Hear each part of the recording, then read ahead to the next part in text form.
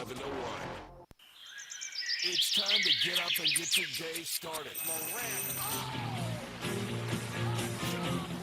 It's Sports 56 mornings with Greg Gaston and Eli Savoy on Sports 56 and 98.5 FM. Now, here are your hosts, Greg and Eli.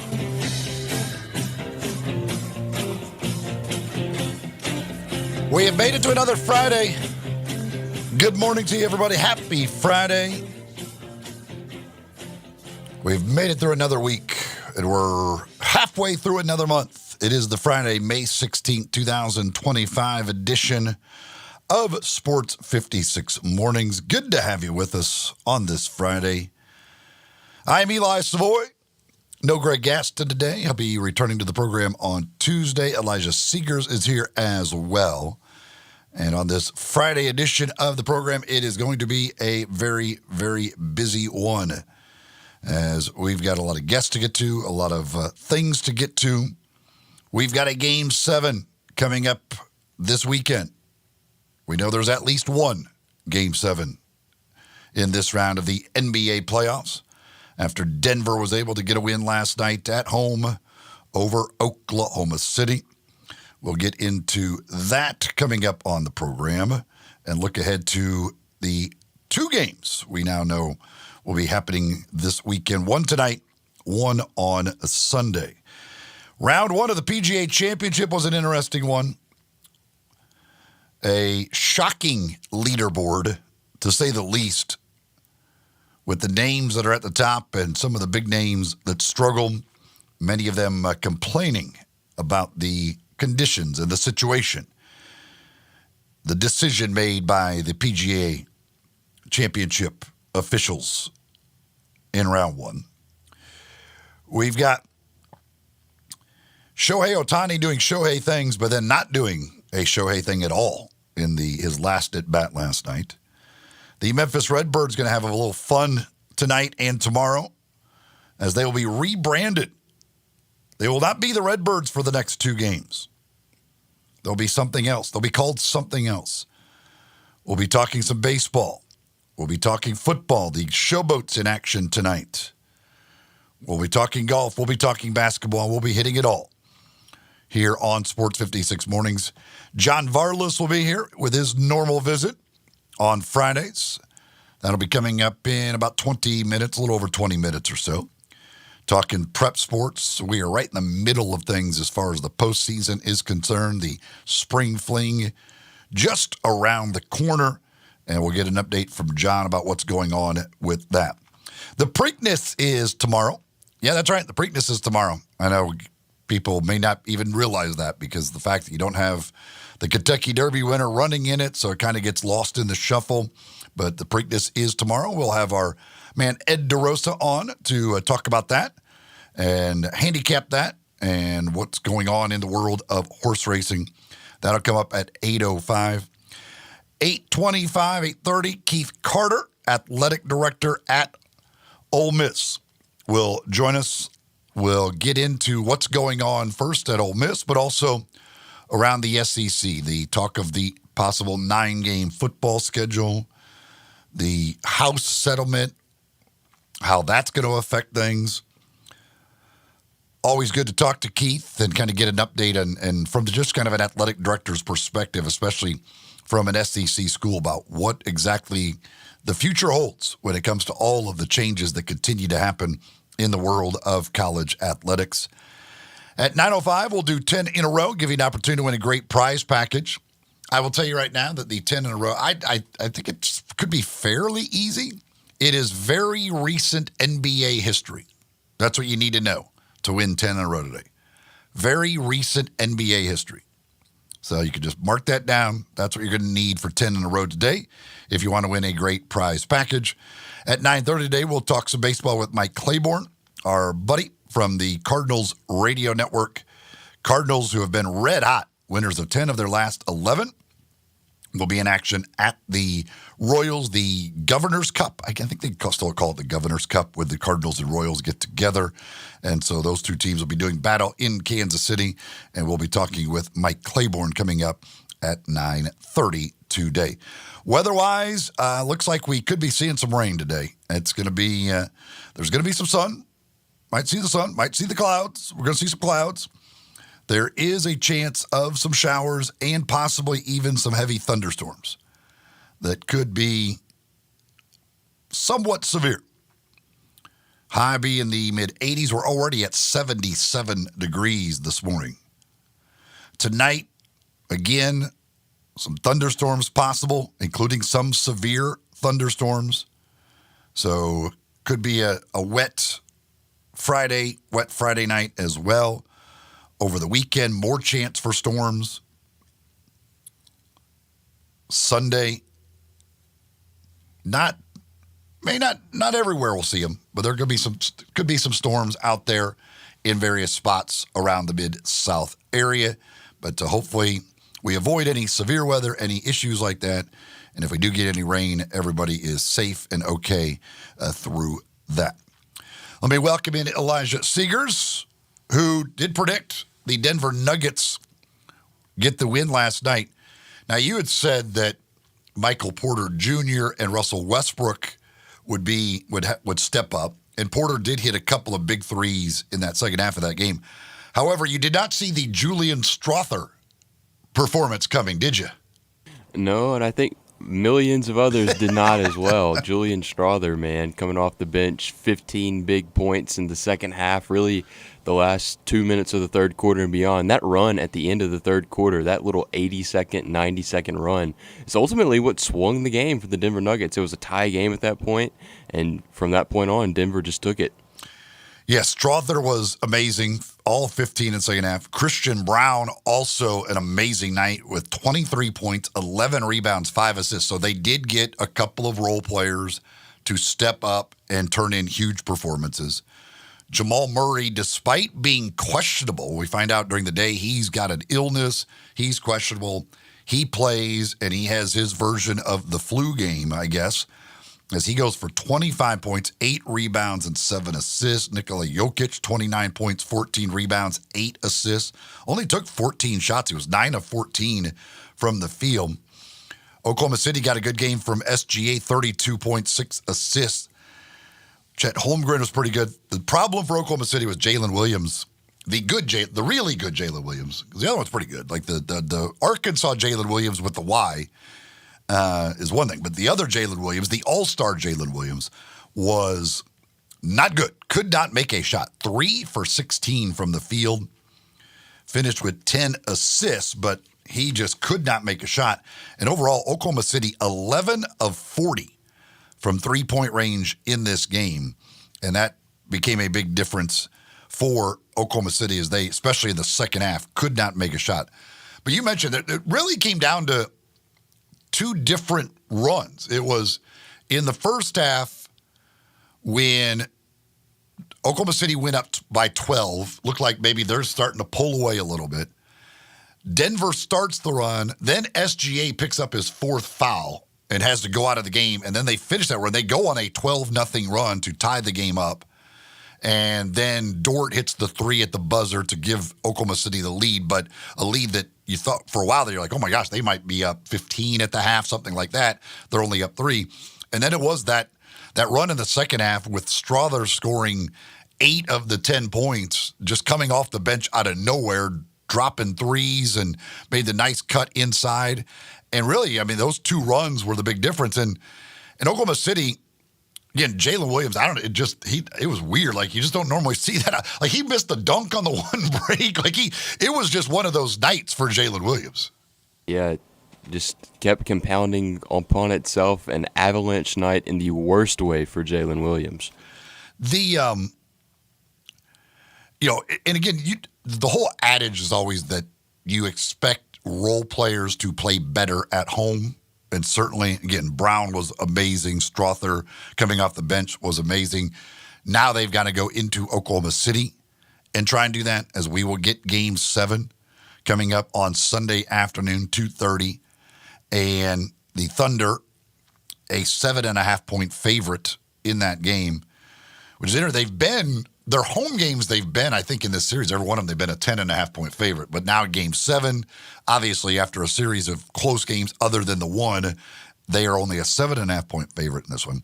Can the guys like Brown, Ken Strother, they do get an extra off day here. Now you get a second off day, which certainly I think helps Jokic and certainly will help Jamal Murray. We're battling that illness as well. Oklahoma City's been great at home. Best record in the NBA at home during the regular season, 35-6. Postseason, they're 4-1. Now that one loss was to Denver to open up this series. But it's just, it's always fun to get a Game 7 in any playoff series. And this series, which has been, again, other than that 43-point game, so tightly contested that this sets up to could be a really fun game on Sunday. Yeah, and I expect it to be. We've seen up until last night, Denver's other 2 wins in this series have been the Aaron Gordon game winner and the overtime game in Game 3, whereas OKC had the blowout game, but they've had some close wins as well. So this has been a really good series, very tightly contested series, and I would expect nothing less in Game 7. Yeah, it's been a little. It's been surprising to me. I just how Denver continues to do it because you just look at the depth of Oklahoma City versus a Denver team that just basically plays 8 guys. And Russell Westbrook, he did make a couple of. He was able to get to the rim but Russell Westbrook just offensively right now it's a rough go with him trying to shoot the basketball. Yeah, I like to call him the hyperbole. He's either really, really good or he's really, really bad. He has the loudest shots, makes or misses, that I've ever seen. That's a great way to term him. Like, you're like, what in the world is that? Like, it just is crazy. But I mean, you just look at that, the starting lineup. Murray was a plus 28. Jokic plus 11, Gordon plus 17, Brown plus 14. Their starting lineup dominated the Oklahoma City starting lineup last night, and that was the difference in the game. And again, you don't expect Jalen Williams to have another game like that, 3 for 16. SGA again doing his thing, finding that mid-range jumper basically continuously whenever he needed to. But the three-point shooting really let Oklahoma City down last night at 11 for 40.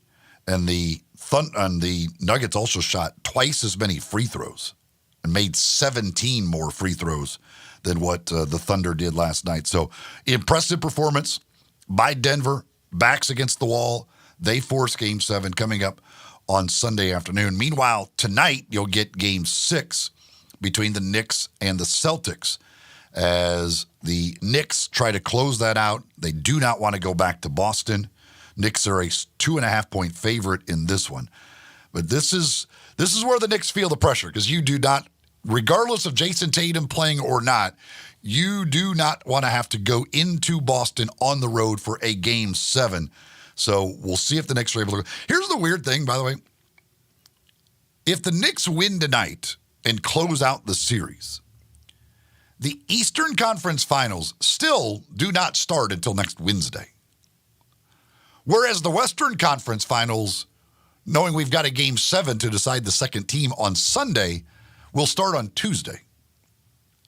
So even if the Knicks close out the thing tonight and the Eastern Conference Finals are set, the Western Conference Finals, with a Game 7 coming up in a couple of days, will still start before the Eastern Conference Finals.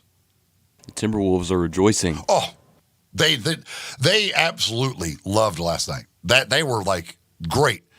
You guys battle it out to a Game 7, and then we'll see one of you 2 days afterwards. Like it's a quick turnaround again to start the Western Conference Finals.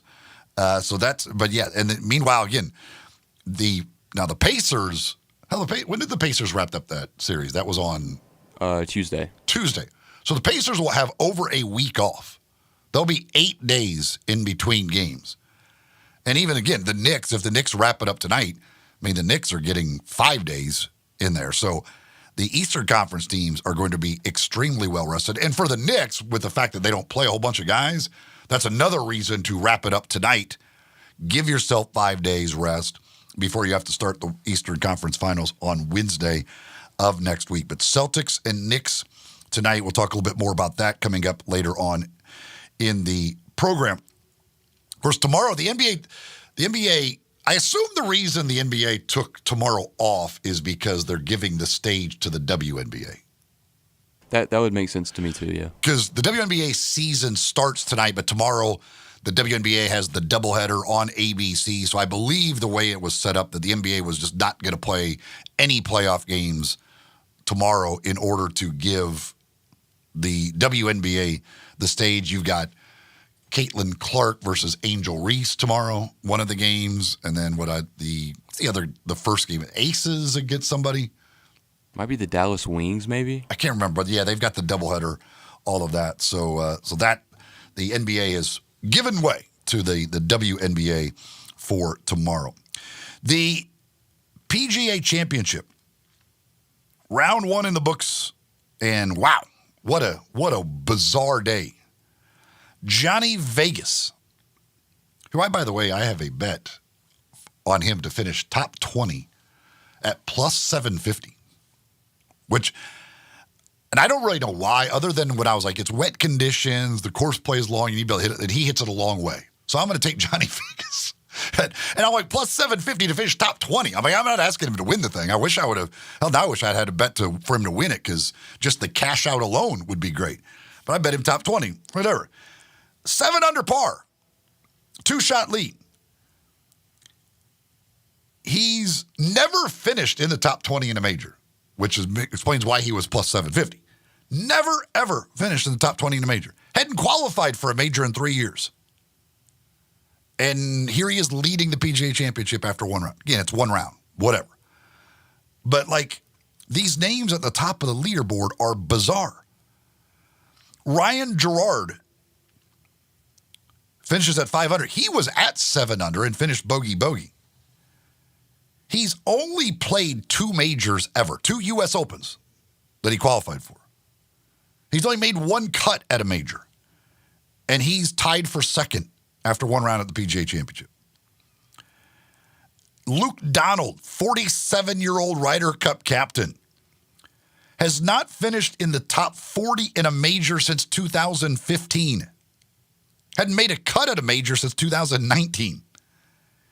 Yet he's sitting at 4 under par, tied for third. Alex Smalley was the alternate. He was the first alternate for this and got in the field. Didn't know he was getting in the field till less than 24 hours before the tournament got underway. He's at 4 under par.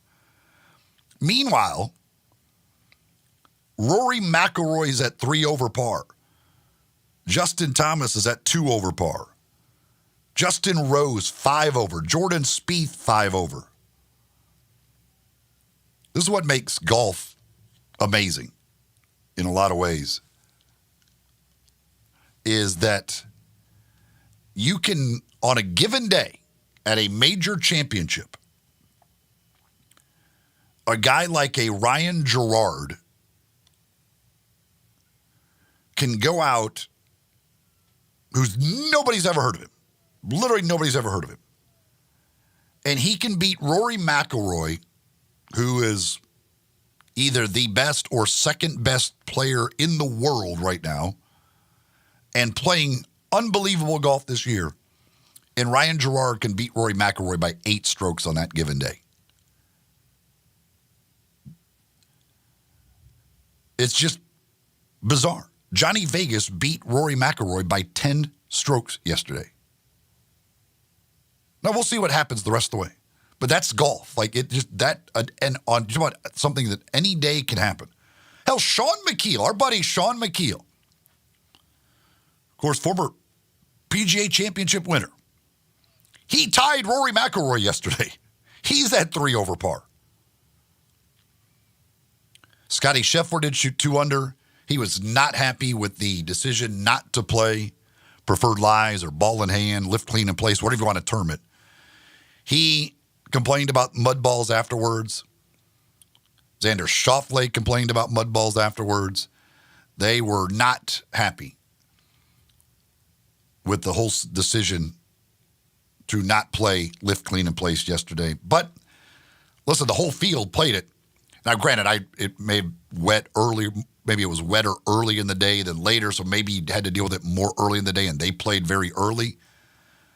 But even those guys that played early, some of those other guys that played early, the Luke Donalds and Gerards, all that of the world, like, they had to play the same course conditions, and they went out and shot 5 under and 4 under. So I can understand you being upset when you have to deal with mud balls all day, but other guys had to deal with the same conditions and shot great rounds of golf. Round 2 is underway this morning, and we'll keep you updated on that as we go along this morning. But wow, I mean, that you talk about coming out of nowhere. 0 top 10 ranked players in the top 10 after the first round. First time in 30 years that has happened at a major. 0 top 10 ranked players in the top 10 after the first round at the PGA Championship. Coming up next, we're going to talk a little high school sports. Our buddy John Varlas get us updated on what's going on in the world of high school sports. And, of course, we always talk with John about other things. We'll see what bone he has to pick today. He's always got something interesting to get to. We'll get to him coming up next. Plenty more still to get to as we are just getting going on this Friday morning. Looks like it could be a bit of a wet Friday. Again, hopefully we can avoid any serious weather and avoid as much rain as possible. We don't need any more rain. We've had plenty of rain. It would be nice to have a dry weekend. Just doesn't look like that's going to be the case. But our Friday is off to a good start, and we look for a fun show coming up right here. Sports 56, 98.5 FM. Broadcasting from the Family Leisure Studio, we are Sports 56 and 98.5 FM. I'm Finley Lavin, defender for University of Memphis Women's Soccer. Southern Security has the perfect low-interest rewards credit card. Variable annual percentage rates ranging from 15 to 18% and may increase at any time. Transfer your high-interest credit card balances to a Southern Security Rewards Visa today. Don't miss out on low rates and no transfer fees until December 31st, 2024. Apply today at southernsecurity.org or call our member service team 901-452-7900. Southern Security is a proud supporter of the University of Memphis Athletics, federally insured by NCUA. So this month, we, of course, celebrate the World Championship of Barbecue. Yes, at Tiger Lane. And if you're on a barbecue team, we wish you the very best. I do not like where this is going. We wish you the very best at being second. Oh, this is bear poking. Because the best barbecue in Memphis is, and has been for a long time, to be found at Central Barbecue. Barbecue contestants take this very seriously. Central Barbecue takes barbecue more seriously than anyone. These are not people you want to make mad. I don't want to make them mad. I just want them to be prepared to be outdone by Central Barbecue. And I want everyone to know that I did not write this. And it's really not even fair. At Jason's Deli, when you're dining in or picking up curbside, you can expect wholesome food and no surprises. Just delicious sandwiches, crisp salads, and quick quality meals made with the freshest ingredients and no artificial trans fats, MSG, high fructose corn syrup, or artificial colors and dyes. Around here, a lot of thought goes into what we put into our food and what we take out of it. Because you're not just taking a bite, you're getting a taste of who we are. New items are constantly being created to expand our menu for all tastes and special diets with vegan and gluten-free options available. Convenience and on-time delivery you can count on. It's just a click away at jasonsdeli.com, so whether you need to feed 5 people or 5,000, the team at Jason's Deli, they have the credentials and the commitment to keep you satisfied. Freshness is nearby at Jason's Deli with locations at Ridgeway in the Park Place Center, Poplar and Highland, Germantown Road in Cordova, and on Goodman Road in Olive Branch. Jason's Deli. It's wholesome food and no surprises. What happens to former real estate agents when they want to sell their homes? This is Sheldon Rosenberg, Ashley Shell Dunn, with Mark Spencer Realtors. I am so proud and feel so honored. Former real estate agents contact me when they want to sell their homes. They know that I've been in the business for quite a while, have a great deal of experience, and know that I am good at marketing. Not merely putting a sign in the yard and looking at sales. Over the years, I have developed a highly successful strategic marketing program that can mean the difference in what you make and you net. Talk to 2 to 3 real estate brokers, but make sure that I am one of them. So if you or someone you know is thinking about selling a home, remember what other real estate agents have been in the business doing. Then call me, Sheldon Rosenberg, at 430-546, or email me at memphisrelocate.com. I will wait to hear from you and take advantage of this good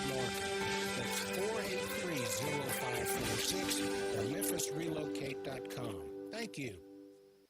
You want it? We got it at Gossett Kia 1900 Covington Pike. How about a new ride for under $6 a day? 2025 Kia K4 LXS, $169 a month. And peeps will be staring at your 2025 Kia K5 GT line, $185 a month. Plus, get vacation ready with seating for 8 and 2025 Telluride EX, $378 a month. With more power, larger cargo area than Nissan Pathfinder. All $49.99 to exciting 24-month lease, and they're all equipped with Kia's 10-year, 100,000-mile powertrain limited warranty. Go see Bobby J. He's waiting to put you in your new Kia today. Gossett Kia 1900 Covington Pike. Online, KiaCovingtonPike.com. If you want it, we got it at Gossett Motor Cars. MSRP 25,840, K5 S5312 782, MSRP 29,330, Telluride SG 597 965, MSRP 43,410, includes all rebates and incentives. PF 895 must finance through KFA, excludes tax on license with approved credit dealer stock only. See dealer for complete details. Offer valid through 6/2/25. This traffic report on Sports 56 is brought to you by Palo Windows and Doors of Memphis and the Mid-South Palo Windows. The standard is affordable luxury. Sports 56 traffic. Good morning. We've had a couple of wrecks out here already. We're starting to see it build over here on 385 Billmorris Parkway as you come in past Riverdale all the way up to 240. It's moving at the moment on 240 east and west here at Mill Branch. It's gotten heavier northbound on 55 coming up from the south there through South Haven. Dandelions, crabgrass, not a problem for Lawn Solutions here in Memphis. These guys will make your yard look really good this spring and summer. Call Lawn Solutions 867-5626. I'm Commander Chuck with your on-time traffic.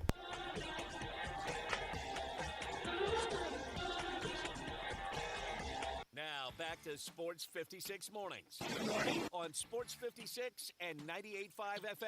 Here once again, Greg Gaston and Eli Savoy. Welcome back, 7:26 the time here in the Family Leisure Studios. Live and local here at the Family Leisure Studios. Eli Savoy, Elijah Seegers, no Greg Gaston today as we get set to talk with our buddy, JV. It's time for Greg and Eli's weekly visit with John Vargas, Daily Benefit. Check out John's prep sports coverage and much more at dailybenefit.com. John is brought to you by Shoot 360 Memphis, where the pros and preps go to get their shot on Shoot 360 Memphis. Now here's John Vargas with Greg and Eli. We do talk to him each and every Friday about what's going on in the world of prep sports and so much more. And he's brought to you by the great folks at Shoot 360 Memphis. Yes, indeed. Good morning, Eli. It's Hold on, we got to get. There we go. Are we there? Now we can. Hello, hear you. can you hear me? We got you now. Send, Loud and clear. Blink twice if you can hear me, Eli.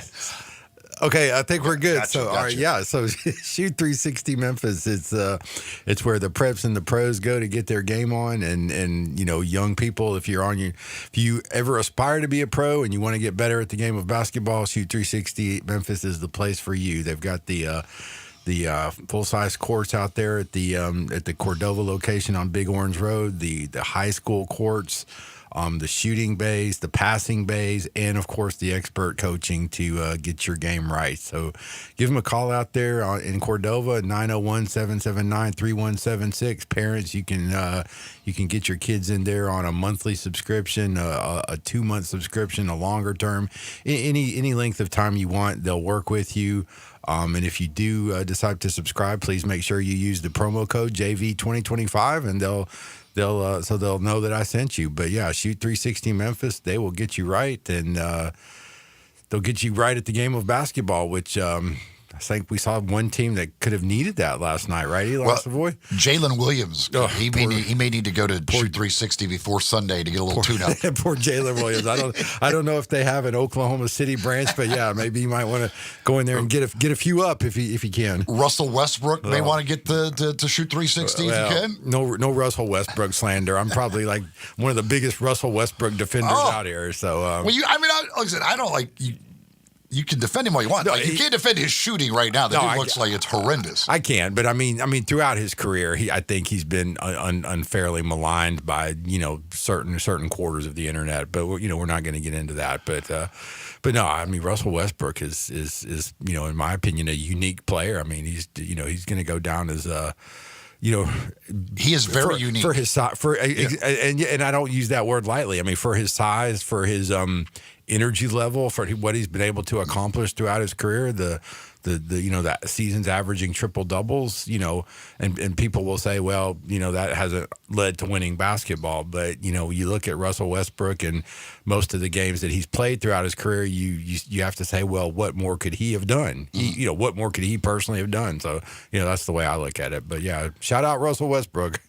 All right. So we like to give you the floor here for any bones that you like to pick. What do you got? Well, I'm gonna keep it short, but I'm a little disappointed in this Preakness and the horse, the Kentucky Derby. We're load managing the Preakness now. Is that what we've come to, Eli? It is the load management has reached the horses. Do we have a reason for the Kentucky Derby winner? And I apologize for not knowing his name. Sovereignty. Do we have a reason for Sovereignty not entering the Preakness? It is. I think it. No, I mean, I think it simply is the load man. I mean, basically load management. Yeah, it's only 2 weeks. This has been a thing that it's kind of been debated forever. Do they need more time in between the Triple Crown races? But the horses still would run them at least that winter. Again, it's a Triple Crown. You're the only one with a chance to go for a Triple Crown, and to not even run the next race. So for the sport itself, to me, at some point, you're going to need to space it out more. If that horse isn't going to run that, just the Preakness takes such a big hit. Well, I mean, it was good enough for Seattle Slew, right? It was good enough for Secretariat and Affirmed and all these guys. But yeah, this new breed of horses, they can't work, 2 races out of 3 weeks. So, and the sport, and seriously, I mean, the sport of horse racing is pretty much on life support as it is. And whatever interest there is in horse racing is the pursuit of the Triple Crown. And well, now you've just taken all that away from any casual viewer that might be interested in it. So, I mean, like you say, what have you got? I mean, that's the thing. I mean, the Derby obviously is such a big deal. It is the Kentucky Derby. You get the 20 horses, all that. And then when that winner doesn't run the next race, you got 9 horses in the Preakness. It's such a letdown. You're like, what is going on? Yeah, so highly disappointed in Sovereignty and his management team. And I kind of wish he would look back at the horses of old. They didn't have the modern training methods like the horses of the day. They didn't have the private jets. They didn't have the personal chefs and the team. These damn horses don't understand how good they've got it these days. Well, I mean, I think the money has spoiled the game with these young horses. They they throw the money at them early, and kills their ambition for future success. Yeah, I mean, or maybe the horse is just holding out. I want a bigger cut. I want a bigger cut of the winnings. You guys don't give me enough of these winnings. Well, whatever interest I had in the Preakness, and that was very little to begin with, is now totally out the window. So thank you, Sovereignty. And that's the thing too, because when you do have the horse win the Derby, and then if it wins the Preakness, it makes the Belmont such a huge deal. Yeah. So now there's no reason to pay. Exactly. There's no reason to pay. With not running the second race, it ruins both of the other races. There's an automatic well, it's done. We don't care about the other two either. Great point. I mean, yeah, if you have even the slightest interest in horse racing, you've got nothing to look forward to until next year's Kentucky Derby. The only good thing about the Preakness, with only a 9-horse field, it can be a little easier to predict, so it's a money-making opportunity. Well, that's what you got to look at. It's a money-making opportunity. Yeah, I mean, that's what makes the world go round, I guess. But yeah. So, all right, we've got Spring Fling gets underway on Tuesday. So we are winding down here as teams and folks are qualifying for that. Where do things stand here on the local front? Well, I mean, we're almost done. We don't have too much more locally to go this week. Baseball this week, or baseball today, I should say, out at Collierville, out at beautiful Patriot Bank Park at Collierville High. 5 o'clock scheduled first pitch. So game 3 between the Dragons and Rossview. The winner of that one advances to state. It's pretty clear cut. Rossview won the first game on Wednesday. Collierville came back last night and won 4-2. to force the deciding third game, and winner goes to state. It can't, it comes down to this. It's the game of the year for Collierville. I mean, they've had such tremendous success all season. They were ranked number 1 in the state.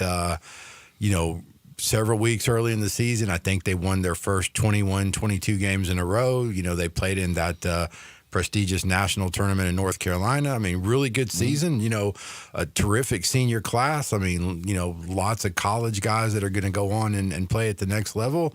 But the season comes down to this, and they have to beat Rossview tonight, or else they won't advance. So good luck to Collierville in that. And same situation for Houston. They're by virtue of being second place in the region, Houston had to travel to play the Region 7 champion, which is Clarksville, and they're going to also have a Game 3 today in Clarksville. I think that's at 4 o'clock in Clarksville. Houston won the first game on Wednesday.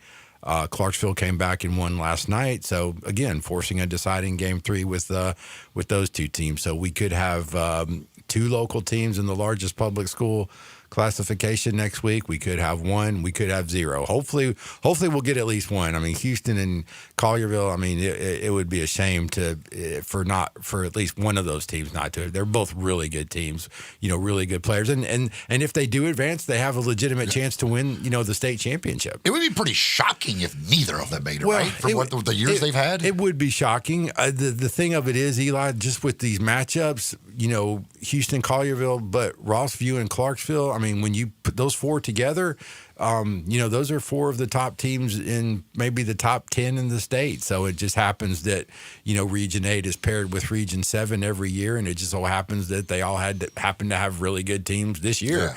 So I mean, I'm sure the Rossview and Clarksville folks are thinking the same thing. It would be a shame if we didn't advance. So you got 4 really good teams. Obviously we're rooting for the locals, and I plan to be out at Patriot Bank Park this afternoon. So look forward to seeing everybody out there and have some fun, and hopefully the Dragons can get over the finish line. What's the food like out of Patriot Bank Stadium? What are they known for? Typical. Well, I don't know that they're known for anything specifically. It's typical. These high school games are all the food is great. The food is always the same, but it's always great. You got your hot dogs, your burgers, your nachos, your sausage and cheese plates. I mean, you can't go wrong. Sausage and cheese plates? Oh yeah, you can't go wrong with any of that. Man, that's a good deal. Yeah, so they got the grill going, and you can't go wrong with any of that. But yeah, it's always the same, but it's always good. I don't necessarily know that Collierville does anything to differentiate itself from anybody else food wise, but that being said, you can't go wrong with a ballpark burger or hot dog. Do they throw a little Chick-fil-A sandwich possibility at you? They may. I don't. Some schools do that, and I can't remember if Collierville does or not. But I'm starting, like Glenda Hastings that does the commercials. I'm getting hungry just thinking about it. So you gotta wait. You gotta hold on. We're not even to 8 o'clock in the morning here. I know. It's gonna be a while before you get out there to pick. Yeah, but of course you show up. You're probably headed out there at like 10 a.m. for that game. The way you show up at games. I will be there early because I want to get a good seat and get settled in. But no, I won't be leaving that early. Thankfully, there's ample parking at Collierville. So with that new high school, they've got a gigantic parking lot, so that's not an issue. But yeah, I'm looking forward to it tonight. We already have 4 local teams in baseball that have qualified for the spring. 4 have qualified. Shout out to Lakeland Prep. Here's a school, Eli, that still doesn't even have its first senior class, but their their baseball team advanced yesterday. They dropped the first game of their series against Milan, but they came back and won the next 2 to take the series. So congrats to everybody out at Lakeland. I was out at Lakeland Prep last night, but not at that game. I was out there for a lacrosse banquet. Oh wow! Okay. So, but the game had wrapped up with Wesley, but I did not know who won. Yeah, no, Lakeland. I mean, and like you say, it's a great story. I mean, no senior class, but they're doing a tremendous job building up that athletic program, and in a very short time. The girls soccer team has already made it to the state tournament. I think twice. The baseball team is going now. Boys soccer has a chance to advance if they win their match on Saturday. They're playing at home. We've got several tennis kids from Lakeland advanced, a couple of track kids.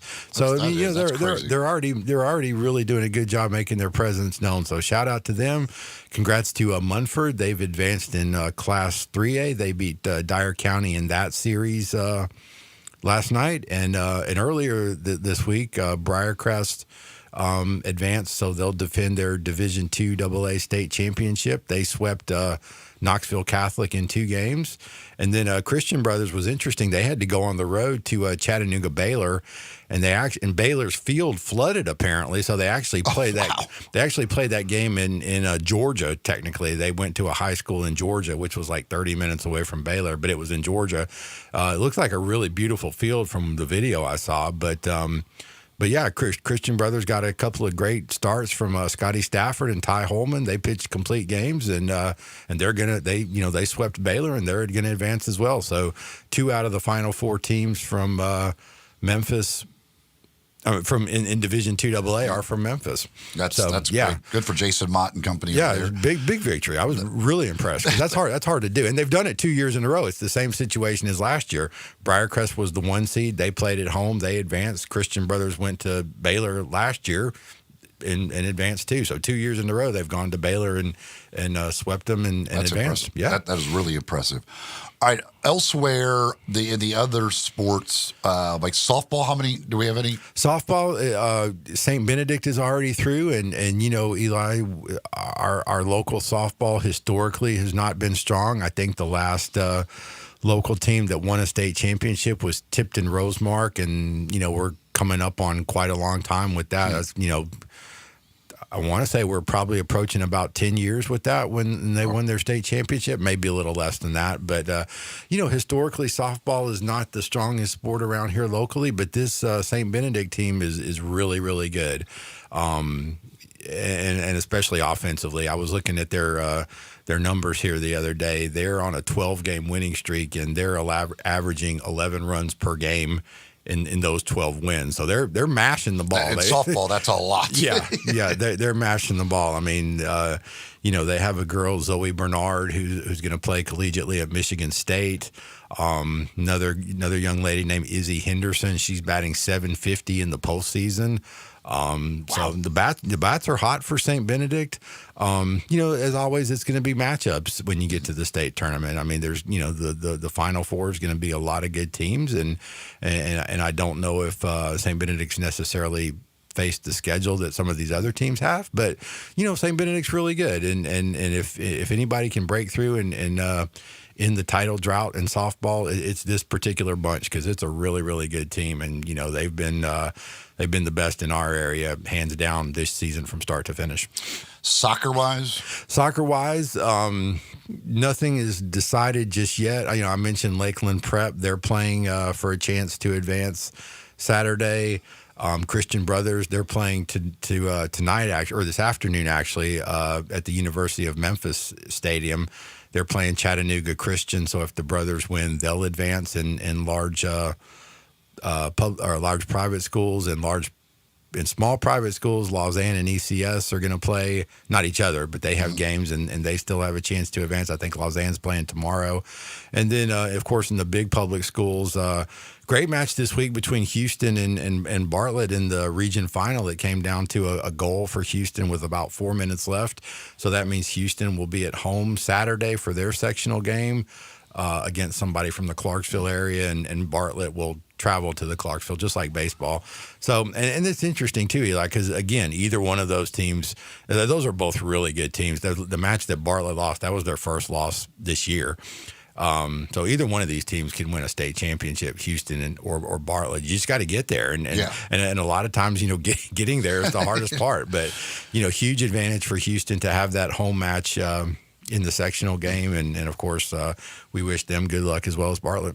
John Varlow is joining us as he does each and every Friday, brought to you by Shoot 360 Memphis. When we come back, we'll get updates on a couple of the other sports, also get John's thoughts on some of the other things going on, including the NBA playoffs. That's when we continue here, Sports 56 Mornings on Sports 56 and 98.5 FM.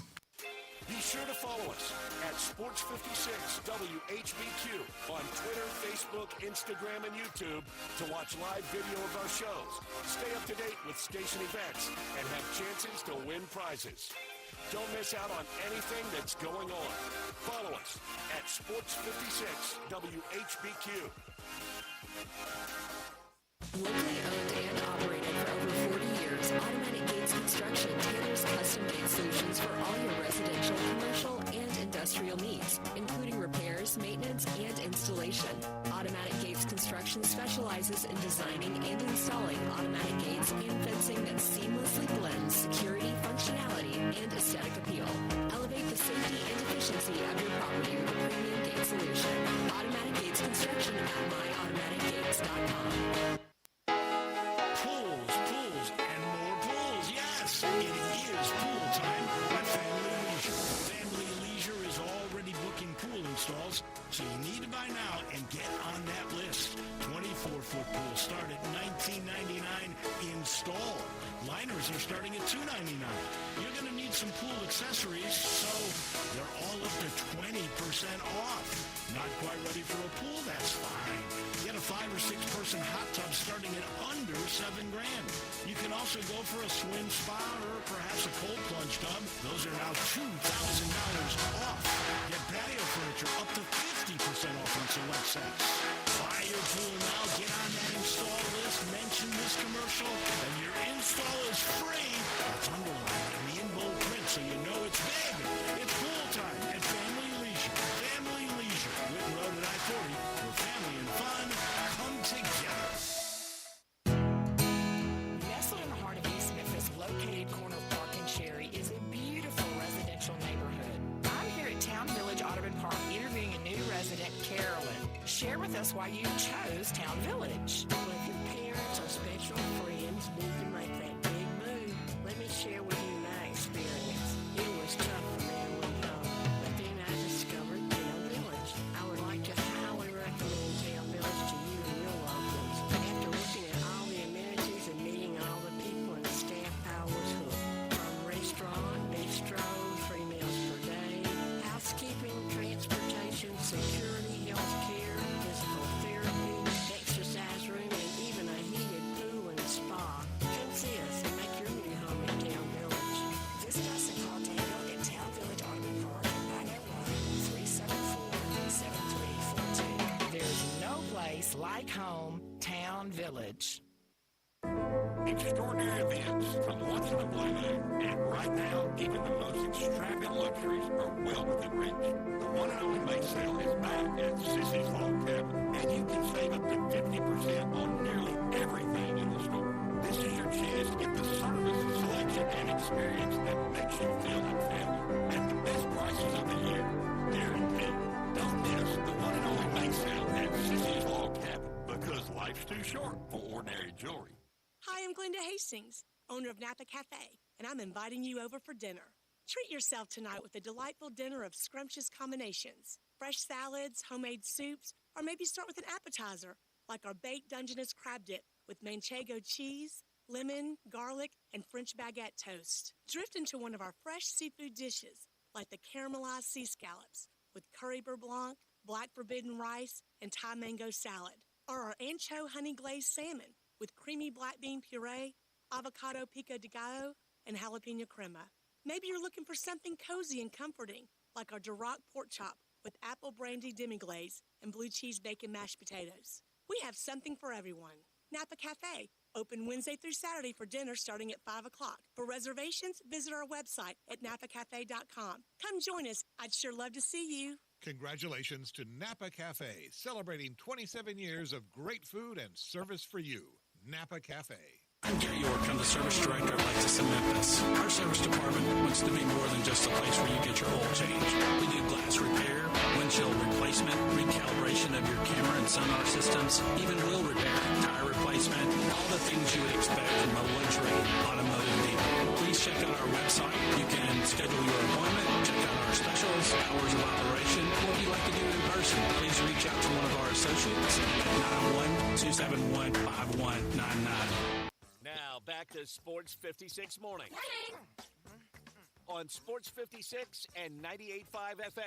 Here once again, Greg Gaston and Eli Savoy. Welcome back. 7:49 at the time here in the Family Leisure Studios. John Varlas with us as he does each and every Friday morning. Brought to you by Shoot 360 Memphis. All right, so we've talked about baseball. We've talked about softball, soccer. How, like, if you had to guess, and there's no way you would know, like, how many total athletes from the Memphis area will be in Murfreesboro for the spring? Well, that's a good question because, I mean, you're talking about teams like a baseball team's got, 25, 30 guys on it. So it's hard to say. I went through last year, and I'll probably do this again this year because I go through and compile a list that we publish of everybody that qualifies. And, it starts getting time consuming when you get into your individual events like tennis and track. But I can say that last year it was around 50 different schools that were represented by at least one athlete. So that, that's pretty significant. I mean, some, there may be just like one track person from a particular school and he's the last qualifier in the pole vault, for example. Well, I mean, they're still there, they're still represented. So yeah, I mean, is track set now? Track is all set. In fact, we actually had the pentathlon and the decathlon's already been completed and 2 champions. So shout out to Kari Webb from Collierville. She defended her state championship in the pentathlon. So 2 years in a row for Kari as the pentathlon champion. And her teammate, Ehi Igbomi, Ehi placed third. So Collierville, the state champion from last year in team track, girls side, they've already got 16 points heading into the team competition. So it's a good start. Yeah, they've got a 16-point jump on the competition. What are the events for the pentathlon? Oh gosh, that is a great question, Eli. I know there's a sprint in there. I'm sure there's a long jump in there. It ends with an 800-meter run. Honestly, though, I would have to look it up. But you got to be a tremendous athlete to be a pentathlete. And crazy. And Kari is. She's the defending state champion in both hurdles races. She's also the defending state champion in the high jump. So, yeah, she's a great athlete. And, Collierville's, well on its way to defending their title. So, shout out to them. Shout out also to Gavin Gatier from MUS, who you might have seen last year on the football field, Eli, as the Owls running back.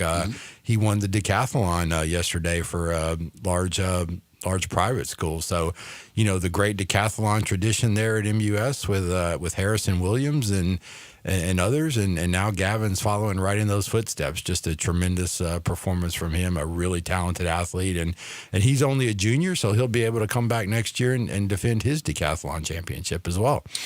And according to this I'm seeing here, we've got sprint hurdling, high jump, shot put, long jump, and then I guess would be the 800. Well, see, and that's the thing with Kari. So she's qualified individually, in the state for 3 of those events. I mean, she's the defending state hurdles champ. She's the defending state high jump champ, and I think last year she placed maybe second or third in the long jump. So that's right up her alley. So that does explain a lot. That's just absolutely. But yeah, crazy. no. So yes, it's going to be a big track meet as always. I mean, and that's the fun thing. You're asking about number of athletes. I mean, that's where all the schools come together in the respective. At the respective meets, and it's really cool to see. They have a gigantic at the stadium there at MTSU. They have a gigantic staging area away from the main track, and everybody's got their tent set up, and there's just athletes, milling around, and they're just, every once in a while somebody will just jump up and start sprinting at full speed, warming up, or they're just jumping in place. But you just walk around, and all these different schools are represented, all these great athletes, all these kids getting ready to do their thing. I mean, the Spring Fling track meets, especially the one with the big public schools, is really quite a spectacle. And I encourage some folks to check it out at least once if you can. So the Spring Fling gets underway Tuesday, and it runs through what? Friday. Friday. Yep. So, and then that will be all wrapped up, and another the sports season will be done. Another school year will be have come to an end. We're almost there. It's hard to believe. I mean, we start in August with football, and it seems like it really flies by. Especially like me, the older you get, it really flies by. I mean, geez, talking about this with my wife the other day. It's like, it's like it was Christmas 5 minutes ago, and now it's May. We're getting ready to go on vacation. You did get your tree down, right? Tree's down. Okay, I just want to make sure. Tree's definitely. We got the tree down early this year. So, all right. So one of my neighbors had their tree. I could see it coming home at night through their window. One of my neighbors had their tree up well into February, and I wanted to like knock on the door and just make sure they were like still alive or something. Those people I don't even understand. At that point, just leave it up for next year. All right. So before we let you go here, your thoughts. Game 6, Celtics Knicks tonight. Got Game 7 now between Denver and Oklahoma City. Give me, do the Knicks wrap it up tonight, or do they get forced to a Game 7? They're playing at the Garden? Tonight's at the Garden. Madison Square Garden. Madison Square Garden, yes. Yeah. Not TD Garden. In another lifetime, Eli, I was actually a humongous Knicks fan. I mean, you can... Really? Yeah, oh yeah. You couldn't tell me anything about Patrick Ewing and Anthony Mason and John Starks and Greg Anthony and that crew. Wow, yeah. really? You don't seem like the guy that would have liked that Knicks team. No, I loved it. I loved it. And then getting into journalism, it kind of dulled my fandom for teams in particular, and kind of focused the fandom more on individuals and the people you cover. But you couldn't tell me anything about the Knicks. So I kind of hope the Knicks get it done. I think it would be good for that organization and that fan base, which has suffered a long time. I know several long-suffering Knicks fans here in the area, so I'd be excited for them. So I hope they go ahead and get it done. And I also don't like this style of basketball that Boston plays. So I'm kind of... Oh, here comes the get off my lawn. Get off my lawn and quit shooting threes. Well, it's not that. It's the thing that you can shoot yourself out of a game just as easily as you can shoot yourself in it. When you're ahead by 20 points, like the Celtics have been at a couple of points in this series, you should be able to close that game out. But if you don't have anything else in your arsenal other than shooting 3-pointers and you keep missing them, well, that inevitably that's going to let the other team back in the game. So that's where my frustration comes in. So yeah, I'm rooting for the Knicks. I'm also hoping that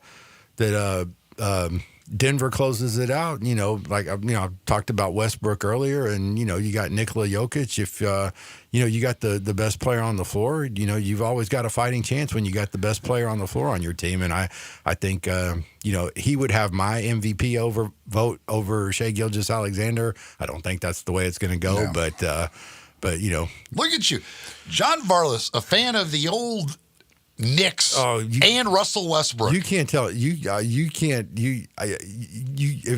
you were to quiz me on the Knicks, I mean you would just be stunned. But yeah. So who was your favorite Knick? My favorite Knick was Anthony Mason. Before that, I really liked Bernard King.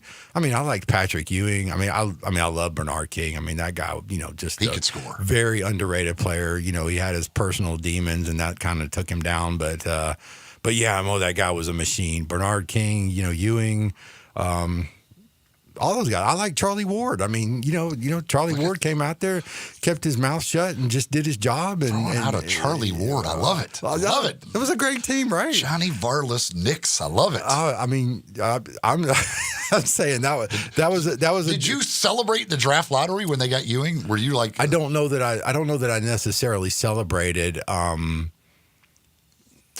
I don't know that I necessarily celebrated. I vividly remember watching, though, and I may be conflating two different things. I may be blending two memories together, but I want to say that the night where O.J. Simpson was going on his car chase with Al Cowlings in the white van, I want to say that the Knicks were playing Houston in the finals that night.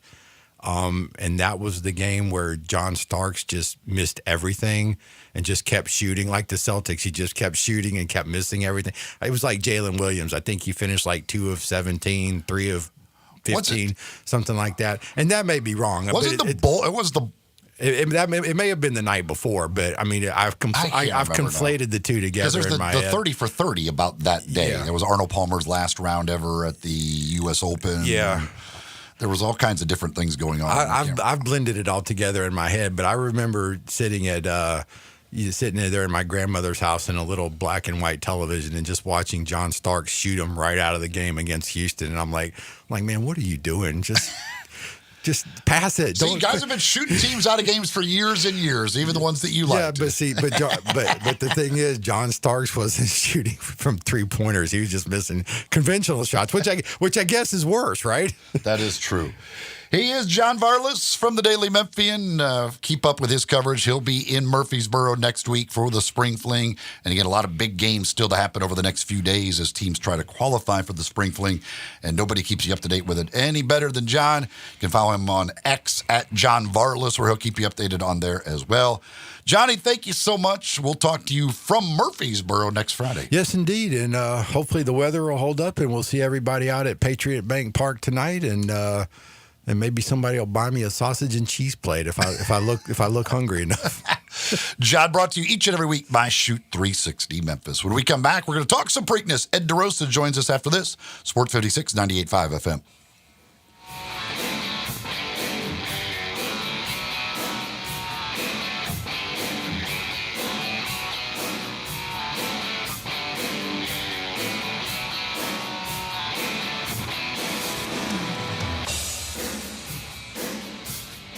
Admit it. When you start thinking about tastes of Memphis, you think treats, sweets. You think Dinstall's. For 122 years now. What is that, 5 generations? When people wanted something to bring to a party that will just make everybody happy, they bring out Dinstall's. 122 years of cashew crunch, of heavenly hash, of turtlettes, of their award-winning fudge. That's worldwide. It's known that well. Then there's the milk chocolate. It all starts there. There's the double-dip peanuts. And then every fall, those famous chocolate-covered strawberries with that fondant. And they won't tell you what's in the fondant, but it makes it oh so special. And easy to get to. 5 locations. There's where they make the candies in Pleasant View. There's Germantown. There's Collierville. There's even one downtown. And in my neck of the woods in Laurelwood. You know what? 122 years made in Memphis and enjoyed by the whole world. Dinstall's.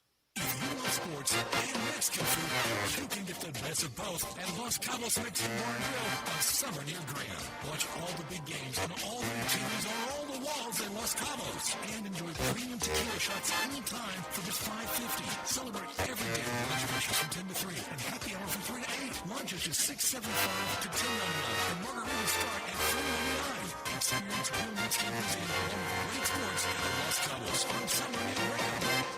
I think a lot about golf, and when I think golf, I think Miramichi. Did you know Miramichi Golf Course offers membership? It's a great way to play more golf for less out of pocket. Their memberships run for $300 a month plus tax, and that includes unlimited rounds and range balls, no extra card fees, priority tee time booking, and discounts in the pro shop. Oh, by the way, there's no initiation fee. Miramichi green fees, they'll allow you to choose the right rate at the right time on the right day for your needs. If morning tee times are more important, you can book up to 14 days ahead of time to reserve your spot. If rate is more important to you, there are discounted evening rates available that you can choose from. Miramichi is now open on Mondays, and you'll find the lowest rate is on Thursday. Sometimes you just need to escape the hustle and bustle of life. Miramichi Golf Course provides just the right place to solve that need. The name Miramichi means place of happy retreat. When you need a quiet, peaceful round of golf, please make your way to Miramichi.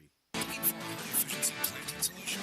The Case IH 2150 early riser planter combines the industry's most accurate planter technologies with a run-and-roll unit for fast and uniform emergence. The Case IH 2150 early riser operates at your speed and adapts to unique field conditions so you can maximize your yield potential. Stop in and call Mid-South Ag Equipment at 662-890-3141 to learn more. That's Mid-South Ag, your Case IH equipment headquarters. Gossett Volkswagen's got it going on, so get over to Covington Pike and you'll save big on 2025 Jetta S. We Gossett $299 a month, $299 a month for Jetta. How about 2025 ID4S Limited $399 a month, $399 $5.99 a month for ID4S Limited. And feel the vintage vibes in 2025 ID Buzz for less. Electric Buzz, $5.99 a month. Plus, Gossett Volkswagen has lower cost of maintenance across 2024 and 2025 lineups compared to 2024 Toyota or Honda. So make the smart choice. Get to Gossett Volkswagen, 1875 Covington Pike. Online, GossettVWMemphis.com. Gossett is charging forward and charging less every day. If you want it, we got it at Gossett Volkswagen. SSMO 66133, MSRP 24125, ID4 SCW 2503, MSRP 47261, Buzz SHO 13379, MSRP 61980. Includes all rebates and incentives. PF 895 excludes tax title and license. See dealer for complete details. Offer valid through end of the month with approved credit. Dealer stock only. This traffic brought to you by Brinson Tax Service. They protect you like family. Sports 56 traffic.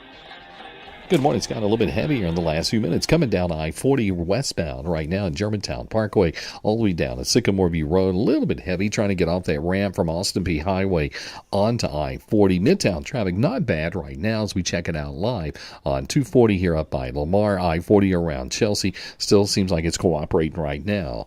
Crabgrass, dandelions, nutgrass. Lawn Solutions says, hey, we get rid of all this. Make your yard look so good your neighbors will be jealous. Call Lawn Solutions, 867-5626. I'm Commander Chuck with your on-time traffic.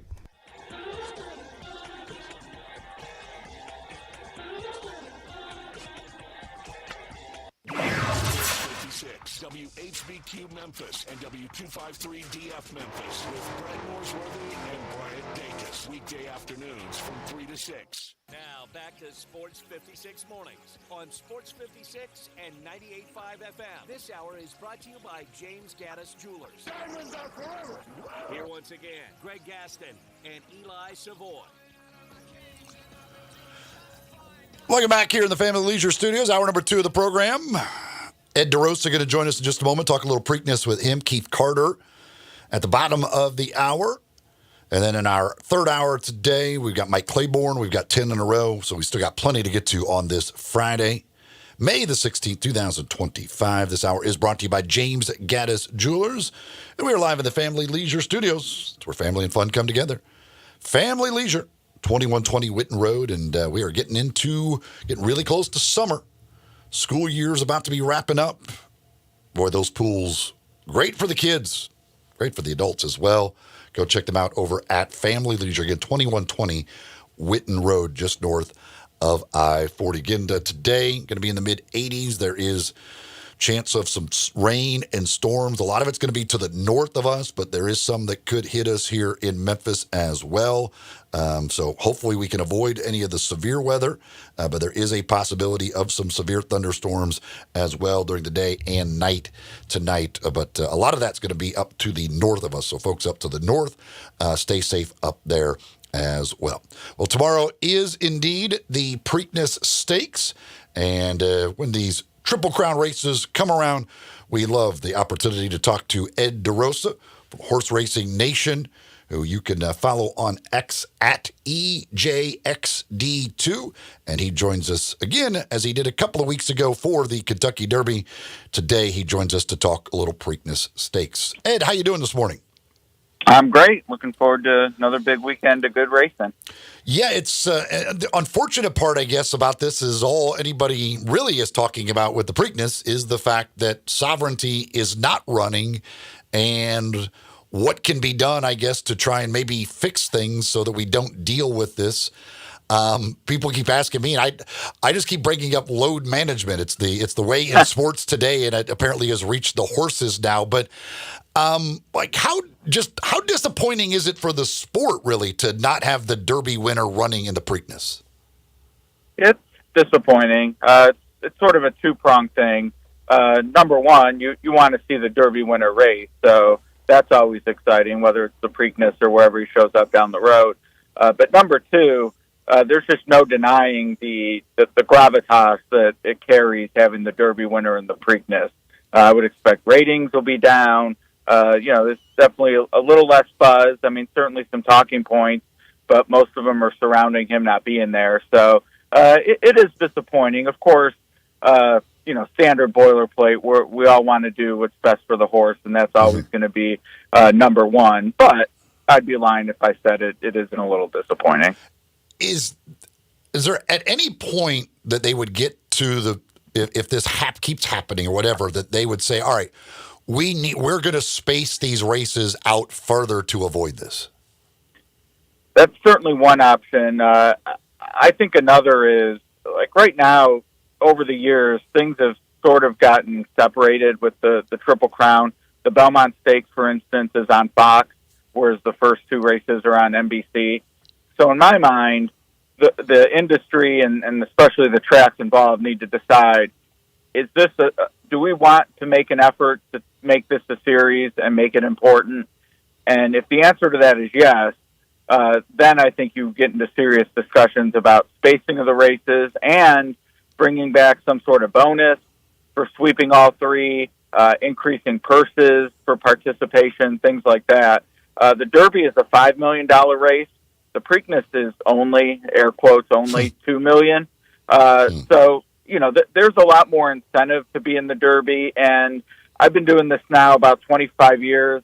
And there's no denying that the Derby has grown in stature while the Preakness hasn't. So to me, it's less about the spacing of the races, and you just need to give owners more of a reason to care about the Preakness. It is interesting. I brought this up at our last, because the Derby, obviously it's the Derby. It's the first one, so that's just a big spectacle as it is, and everything else.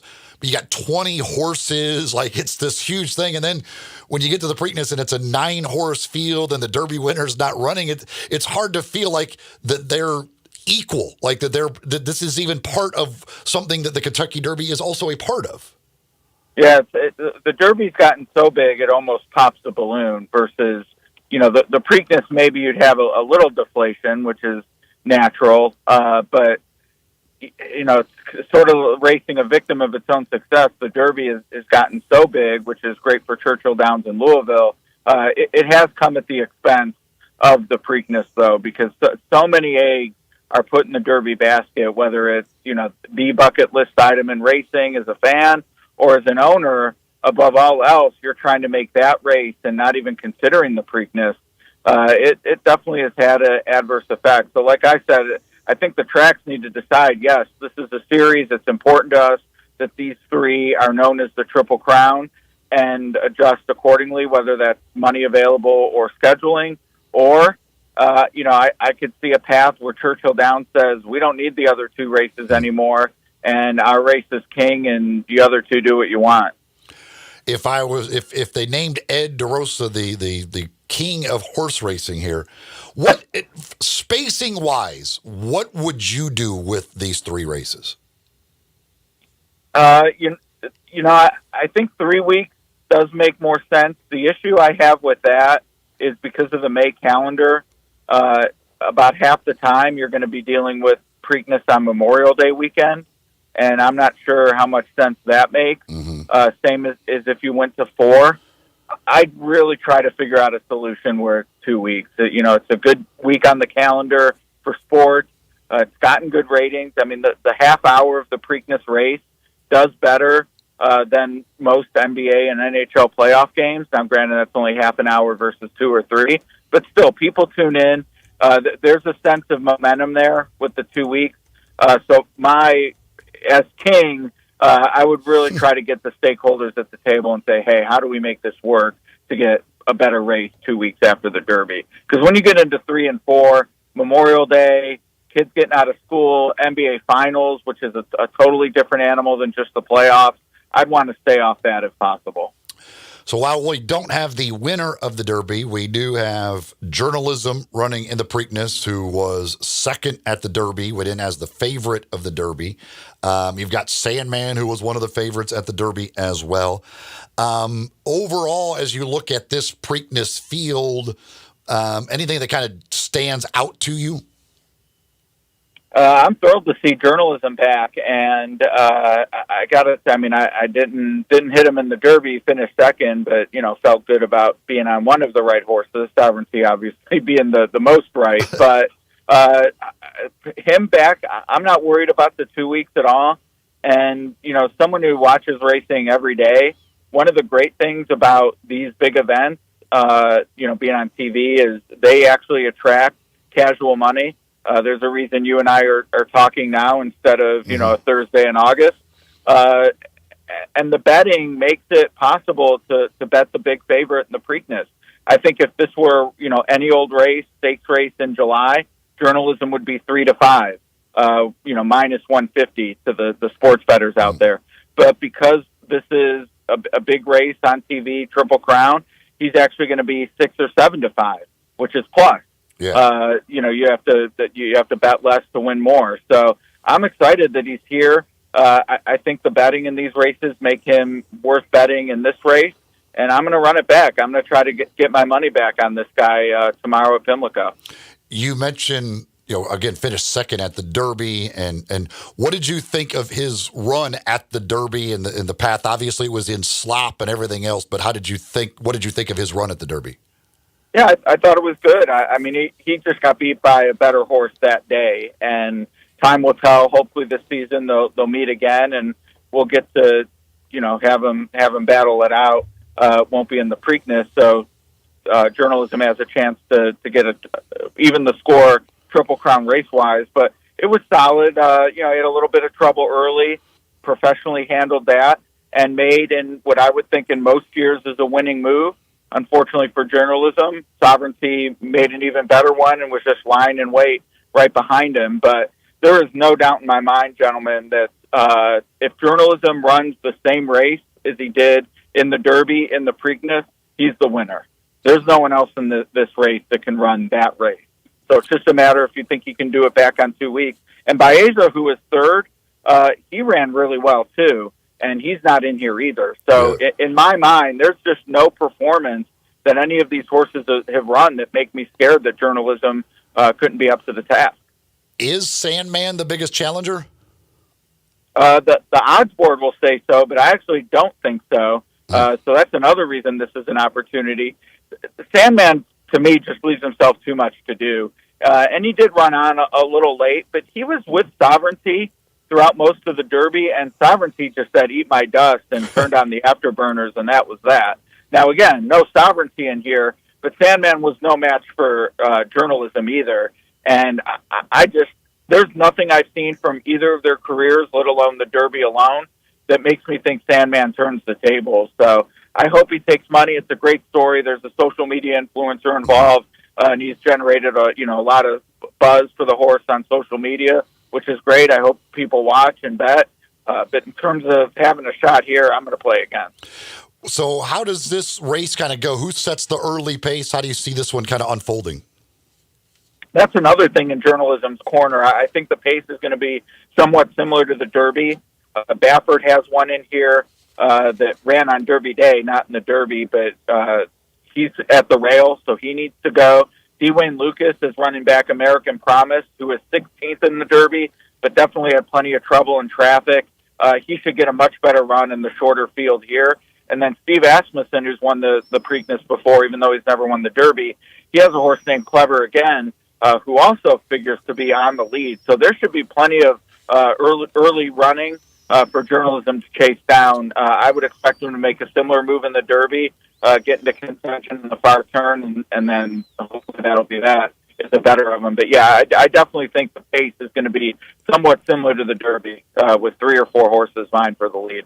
What's all right? So what's Ed DeRosa's trifecta? Well, journalism on top for sure, and then American Promise is the long shot. I do like a little bit. Again, trained by Dwayne Lucas, he did not get to run his race in the Derby. It was just a scrum to the first turn, a lot of early foot. And the other thing with American Promise is he hadn't raced in 7 weeks, which is a lifetime for Dwayne Lucas. He loves to run his horses. He's not afraid to run them on 2-3 weeks rest.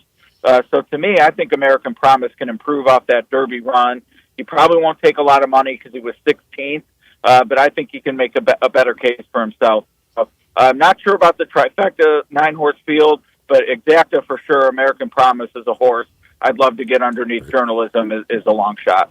And finally, what is the weather forecast for this one? It's gotten a lot better because sort of the reverse of Derby, which the forecast was great all week, and then as we kept getting closer, it's like, I think it's going to rain. It has rained a lot in Baltimore. It finally stopped, and they're actually on the turf today which is a great sign, and it's not expected to rain at all tomorrow. So I think we'll have a fast track, guys. That sounds great. Looking forward to it. And you do, so let's say journalism was able to get the win in this one. You do believe journalism and sovereignty would both run the Belmont? It's what everyone's going to want, but I hate to cold water the excitement because that would be an awesome rematch. But my sense, just knowing trainer Michael McCarthy, is that I would think that they'd want to, excuse me, they would want to refresh. I would not expect them in the Belmont, win or lose. Yeah. All right.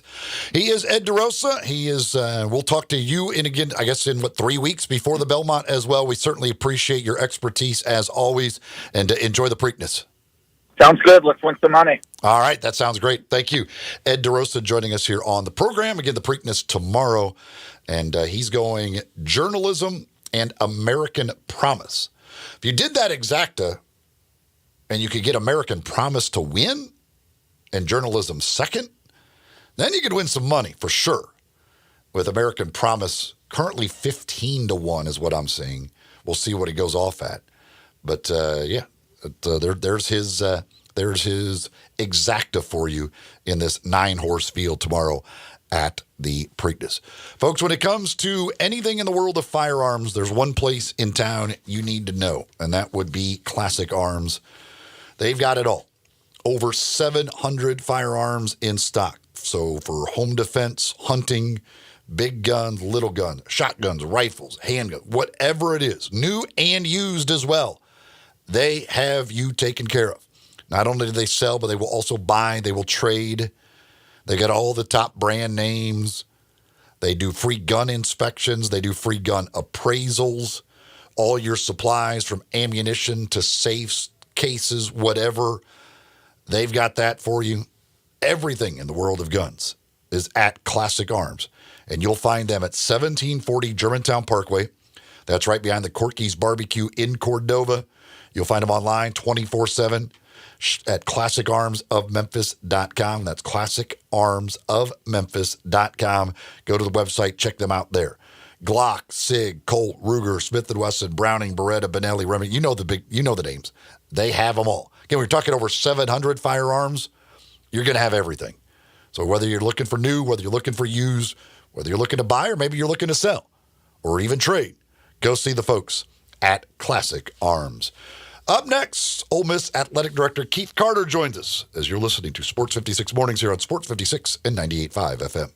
We are real sports talk. Sports 56 WHBQ. Available on your radio dial at 560 AM and 98.5 FM, as well as around the world online at sports56whbq.com. Take us with you everywhere by downloading the Sports 56 app. And at home, just say, Alexa, play Sports 56. Sports 56 and 95 FM. Jenkins Floors and More invites you to the retail warehouse where they pass wholesale savings on to you. Jenkins Floors at 2356 Goodman Road in Horn Lake. Also stores in Cleveland, Mississippi and Little Rock. They specialize in flooring and carpeting, tile, plantation shutters, and blinds. Jenkins makes your life easy with a 2-week turnaround. Contractors, builders, or family projects call 662-469-9350 for a free estimate. Owners Timmy and Rebecca Jenkins say hello to Sports 56 fans and look forward to your business. This Memorial Day, turn up the heat with the home cooking. Find the perfect grill and patio that can keep the cookouts coming all season long. Grill up a feast, relax room, or burner gas grill, complete your space with stylish in-range bottles.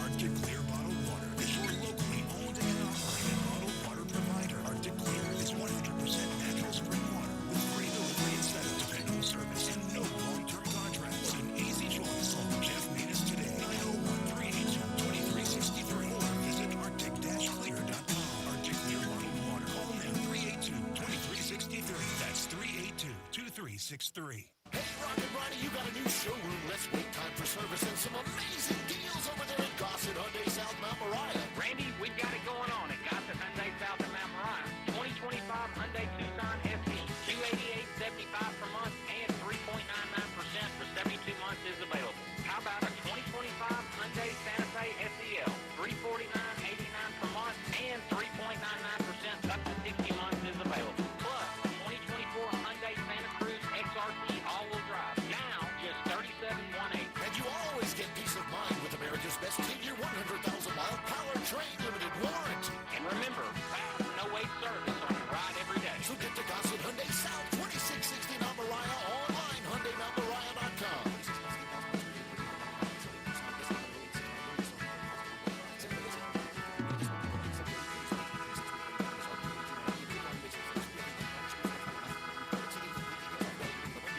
This traffic report brought to you by Triangle Meat Company, feeding Memphis since 1967. Open 8 to 5, Monday through Friday, 4790 Summer Avenue. Trust Triangle Meat Company. Sports 56 traffic. Good morning. A couple of accidents in their clearing stages finally starting to build just a little bit more in the Midtown area in certain sections. As you come up 240 at Lamar, I-40 over here at Chelsea still looks pretty decent. Still some rain in certain parts of Tipton County, northeast of the Memphis area. As you come down I-40 right now in from Fayette County, it's busy, but it's moving on into Shelby County. Dandelions, crabgrass, Lawn Solutions says none of this is a problem. Call Lawn Solutions today, 867-5626. I'm Commander Chuck with your on-time traffic.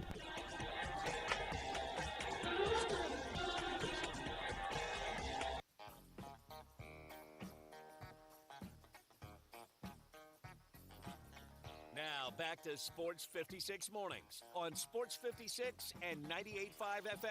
This hour is brought to you by James Gaddis Jewelers. Don't you just love it? Here once again, Greg Gaston and Eli Savoy. Welcome back here on Sports 56 Mornings, live and local from the Family Leisure Studios. Eli and Elijah with you today. No Greg. He'll be back on the program next Tuesday. As we've had a good Friday so far, and it continues for the rest of the show as we are about at the midway point of this Friday edition of the program. Now time to talk a little Ole Miss sports and kind of what's going on in the world of college sports, because as we know, it is constant change right now in the world of college athletics. Still waiting on that House settlement to officially be approved and the changes that's going to make, and all kinds of other discussions going on about the playoff and what the format's going to be, all of these things. And always a pleasure to catch up with our good friend, the athletic director down at Ole Miss, Keith Carter, who joins us now on the program. Hey, Keith, good morning to you. Thank you for joining us. Absolutely. Good morning, guys. So the job of an athletic director right now in the world of college sports, again, you took over right when COVID hits, and now we've got all of these changes that seem to be constantly happening. What's it like as the athletic director at an SEC school right now? Well, I think the role has certainly changed in the last 5 years. You come into the role kind of with an expectation, and then we're hit with a lot of different things over that time period. But just like any profession, you gotta adjust to change and adapt and be ready for it. But yeah, it's been interesting the last couple of years, obviously with the NIL world and the transfer portal, and as you mentioned, the House settlement, and kind of waiting on that to happen to get the rev share started. It's just been a different animal, and I think for us, we've done a pretty good job of being first movers and being able to think a couple steps ahead, and it's served us well. But you got to be on your toes. This thing is constantly evolving and changing, and we try to we want to make sure that Ole Miss continues to thrive and have success, and certainly keep our seat at the table at the top of college athletics. So it's been interesting, and challenging, but a lot of opportunity as well. Beyond all the changes that are going to be going on, and we'll get into that, but you guys at Ole Miss, the success obviously continues. Obviously a great football season. Came up a little bit short of the playoff, but a great year there. Basketball, as the run to the Sweet 16. It did women's basketball, all of the success that you're having. And you've been able, and I think probably to the surprise of many people, continue to retain your coaches who are having this success. I don't think many people out there on the national level probably thought that Chris Beard would be going into a year 3 if he had the success he's had at Ole Miss. Lane Kiffin's still there. Seems like every year people think that they're going to be leaving. What is it that has been the key for you that you've not only been able to have this success, but continue to retain these coaches that are big name coaches? It seems like others continue to come after. Well, I think that's been an important part of this, the stability with coaches and being able to build something that is sustainable and, our fans are buying into and those type of things. And I do think that, Oxford and Ole Miss has become more of a destination place. And I think that's because of a lot of different things. I think that the success has kind of built across of our program and our department. And, I think now with the new era of college athletics, with the transfer portal and NIL and rev share coming, Ole Miss is a place that we can sustain success. And so, I think our coaches understand that, and I think, we've proven that. And so, it's been exciting. I think with Lane, his first couple of years, he was kind of filling us out. We were kind of filling him out, and it's just been so awesome to see him kind of put some roots down here. And when you have stability in your football program, that really just, pays dividends all the way across your department, as we all know. So that's been really fun. And then obviously, as you mentioned, with Coach Beard going into year 3, Coach Yo going into year 7, obviously, what Coach Bianco's done with our baseball program, and right down the line. I mean, both of our golf teams are playing in the national championship rounds here over the next couple of weeks. And those coaches have been here 9-10 years and built great programs. So, just a lot of fun, and a lot of credit to our coaches and our student athletes that they now believe that this is a place that not only can we win and win big, but they want to stay. For you, obviously, again, as your position now as athletic director, you want to make sure that all of this success is happening, which is great that it is happening. But for you as a former basketball player at the school, is it a little extra special to see the basketball team have the Sweet 16 run and have the success that they did this season? It is, and it's, of course, we know football has got to be good, and it's got to kind of drive the train, and the trickle down, as I mentioned, from that sport is so important. But for me, just personally, to see the basketball program do really well, that's special. Having the history here with basketball, and knowing what Coach Evans and Coach Barnes and Coach Kennedy, all the way down the line have done to kind of build this program over the years, and spending time and talking to my old teammates, and we just have a lot of pride in the basketball program. So it's been fun to see what Coach Beard has been able to do, and we knew he would. His track record shows that he's going to do things like he did this past year, and make Sweet 16s and hopefully even go farther in the future. So we're putting resources behind it. We want to make sure that if we're asking our coach to go to Sweet 16 or the Final Four or whatever it is, we want to make sure we're resourcing in the right way. But just personally for me, as an old hoops guy here, it's been pretty cool to see. Talking with Keith Carter, athletic director down at Ole Miss. All right, with the House settlement, amongst you and the other athletic directors, the folks in the industry, is there any doubts whatsoever? Like, you feel very confident, right, that this is going to get approved and take effect for this coming year? I do. I think we feel that it's going to get approved, and maybe as early as next week. It looks like the timing could be there for next week. So we'll see. But I think the approval of the settlement certainly is a big step forward. It allows us to rev share and hopefully put some guardrails around kind of the NIL space. But there's still a lot to do after that too. I think there's still a lot of steps, and what's the next lawsuit? What's the next big hurdle that we've got to overcome? And the House settlement solves a lot of things, but it doesn't solve a lot of things either. Things that we're going to have to work through. So it's interesting. Again, I said there's a lot of challenges. And there has been over the past 18 months or so. But I think this is a big step forward that hopefully can add to some opportunity for the future. One of the things that I keep everybody, I get asked this about, like, once the House settlement goes through and it is approved and the revenue sharing takes place, is everybody's like, well, what happens then to the collectives and NIL. You guys have one of the best collectives out there. The Grove Collective has been amazing at what they've done. What exactly will their place be, if anything, once revenue sharing actually comes into play? Yeah, you said it. We have an incredible relationship with the Grove Collective and Walker and his team, and they've worked really closely with our athletics foundation and folks here in the department to, kind of, again, be a first mover in the space and one of the collectives and really just kind of the NIL entities, overall that have done really well, over the past few years. But and we look forward to continuing that relationship. It'll probably evolve a little bit into something that looks a little bit different. Obviously, if the new third-party clearinghouse from Deloitte has some teeth, then NIL deals are going to look a little different than they do now.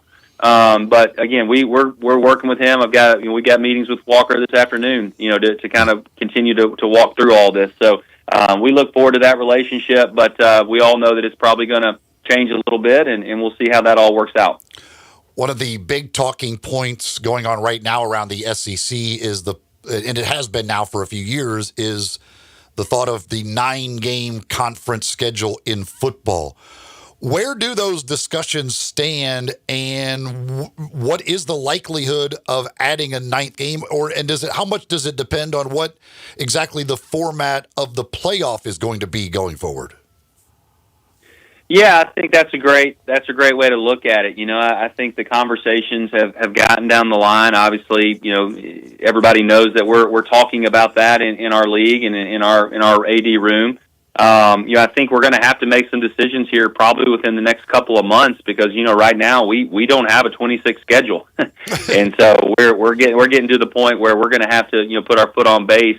I do think that a lot of that, a big part of that decision is kind of where we land on the CFP and how many automatic bursts does each league get and those type of things. So, we got meetings in a couple weeks down in Destin, and then, we'll follow up with that, obviously. But I think, again, we're going to have to put our foot on base here pretty quickly on either the 8 or 9 because before you know it, 26 is going to be here. Would you like the 9-game schedule? Again, in a couple, every other year, you're going to have 5 road conference games. It limits the number of home games you can have in a year. But do you like the 9-game schedule? I think there's pros and cons to 8 or 9. I think that there's some things that are advantages and disadvantages to both. Obviously you're adding, if you go to 9, you're adding losses to your league, and how does that affect your playoff status and how many teams you can get in? I think the 9-game schedule would be awesome for the fans. I think it would be help you sell more season tickets and have more games that are meaningful, which would be great. So we're kind of weighing all those, and certainly it'll be a group decision with all the institutions in our league. But I think Commissioner Sankey and the league office have done a good job of kind of putting all that in front of us, and just kind of waiting on a few more bits of information before we make those decisions. When it comes to stuff like that in that room, is there just a vote and it's majority rules? Like, how does that process work in making a decision like that? Yeah, that's pretty much it. We'll get to a point at some point here over the next couple months where we'll have all the facts, we'll have all the information, and we'll take a vote. And we'll recommend something to the presidents and chancellors, and then they'll approve or disapprove. So. Again, we're late in the game in this process, and so I think that's probably going to happen, here in the next probably 60 to 90 days. Talking with Keith Carter, Ole Miss Athletic Director. When it comes to the playoff and the talk of the format of what it's going to be going forward, the number of automatic berths, all of those things, obviously the SEC, the Big Ten are the two big dogs in this whole conversation. How much does Greg Sankey talk to you guys, the athletic directors, about that type of stuff, or is that more just what he's handling? How does that process kind of work when we're talking about the playoff? Well, first of all, Greg has been fantastic. Obviously one of the most powerful people in college sports, and we're so fortunate to have him as our commissioner. And he's very transparent. He takes our input. We meet in person probably 5 or 6 times a year. We're doing Zoom calls every 2 weeks as ADs. And so we're meeting a lot. A lot of information is being passed along, a lot of feedback from us that he's taking back to those meetings on CFP. new college model and everything you can imagine. So it's been good. It's been a really good process, and I feel like our voices definitely are heard, and he just takes that information and takes it to those meetings. So wouldn't want anybody else representing us, and really happy with the job Greg has done, not only there but just leading our room and leading our conference. There's been the talk here over the past, I guess, week or so about the commission with Nick Saban leading that, of course, coming from the president, all of these things. Nick Saban's a guy, I don't know if there's a need for a commission or whatever. But how much do you feel we do need something maybe on the national level as far as the guidelines go? And would a commission like that headed up by a Nick Saban type person be a good thing for college football and college sports? Well, I'll answer the first part first. I think certainly we need some help at the federal level. You're seeing, as a matter of fact, yesterday, late yesterday, you saw some information come out about Tennessee's state NIL law that, it just feels like every state will continue to try to, one up the state that, changes their law. It's just like we're trying to all get competitive advantages. And so at some point you're going to need a federal bill that preempts state law that says, hey, here are the rules. And you have to all abide by these rules. You need antitrust protection. You need so many different things there. And I think that's, we've been working on that. There's a bill that's kind of working its way through the Senate right now, and we'll see where it lands. But I do think some type of governance, on this new model is going to be really, really important. I think, obviously, Coach Saban has a lot of history and experience in this space. So I think his opinion and those like him are important. But we'll see. You got to be really careful from that perspective that you need the help maybe at the federal level, but you don't necessarily want those folks running your industry. So finding that right balance is what's going to be important. But we're going to need something there in the future for sure to kind of preempt a lot of these state laws and make sure we're all playing by the same rules. And you obviously have an interesting perspective as now that you're athletic, but you were once an athlete at the college level. I'm sure you wish you were an athlete years later because you could be making big money right now as a college athlete that you couldn't make back in those days. But the whole thing of the athletes as employees, would that be a good thing in your opinion, bad thing in your opinion? Because I don't understand exactly what all that would mean, different and advantages, disadvantages, those type things. But how do you kind of view that situation of really making the athletes as employees? Well, to me, I just feel like college athletics has always been, an amateur sport or an amateur industry. And, certainly with what's transpired over the past few years, we're heading more toward somewhat of a pro model, if you will, with the rev share. And I have no issue with that. But, my hope is that we can find, again, the right balance to where we can get some revenue to these student athletes, which they deserve, but stop just short of becoming pro sports. I just don't think that, your fan base and a lot of the people that love, what college athletics has always been, I think you're going to lose a lot of that if all of a sudden you become just another pro league. If folks wanted to follow the pros, they'll do that. They have that option. So I hope that we can find the right balance through this House settlement and find a window here where we can have some new guidelines and guardrails to play by. Certainly get the athletes some revenue share and do all that. But my hope is that we can find a way to stop just short of employment status and a pro league and those type of things, because I do believe that, what college athletics is tethered to education is important. And I think that, as I spend time with our student athletes, I think they feel the same. I think that they're still in it for the right reasons. They have a little more money in their pocket, which is great, but I still feel like they're here to get an education, play the sport that they love and grow as a young person. So hopefully we can find that right balance. And finally, before I let you go, when, again, assuming it does here, and they said maybe even next week here, that House settlement gets approved and this goes into effect, how much of a impact, or how, I guess, maybe hard has it been to figure out exactly where all that money is going to come from. I assume that Ole Miss is going to be at the limit, whatever that $20 million is, whatever.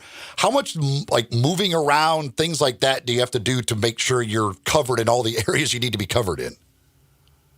Yeah, a lot of moving around. It's been an interesting, 12 months or so here trying to figure out, what all that's going to look like. We're looking for new revenue streams. We've implemented some cost cutting measures within our department and our programs. The chancellor has been, an incredible partner in this. He certainly understands the value of athletics for the institution. So it's been, awesome to work with Chancellor Boyce. Just a lot of different, factors and ways of doing that. And, I think, anybody in their business, if you said next year we're going to add a $20.5 million line item on the expense side, you got to go to work. And we've done that. So we feel good about it. Our donors have been incredible, as they always have here at Ole Miss, to step up and help in tremendous ways. So we feel comfortable that we're going to be able to handle it. But, it is a math problem that we have to solve and continue to solve here over the next few years.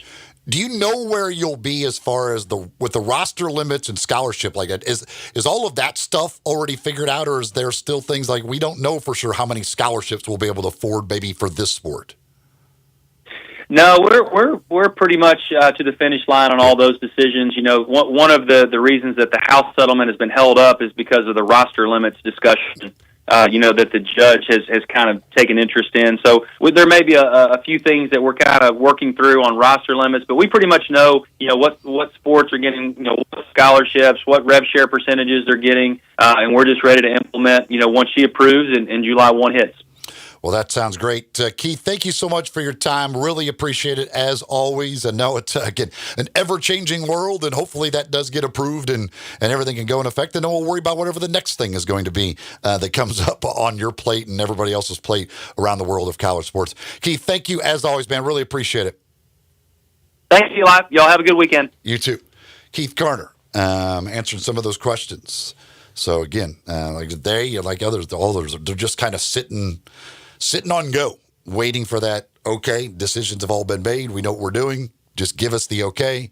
July 1 hits, and boom, that's underway. And as he said, that 9-game football schedule, discussions continuing.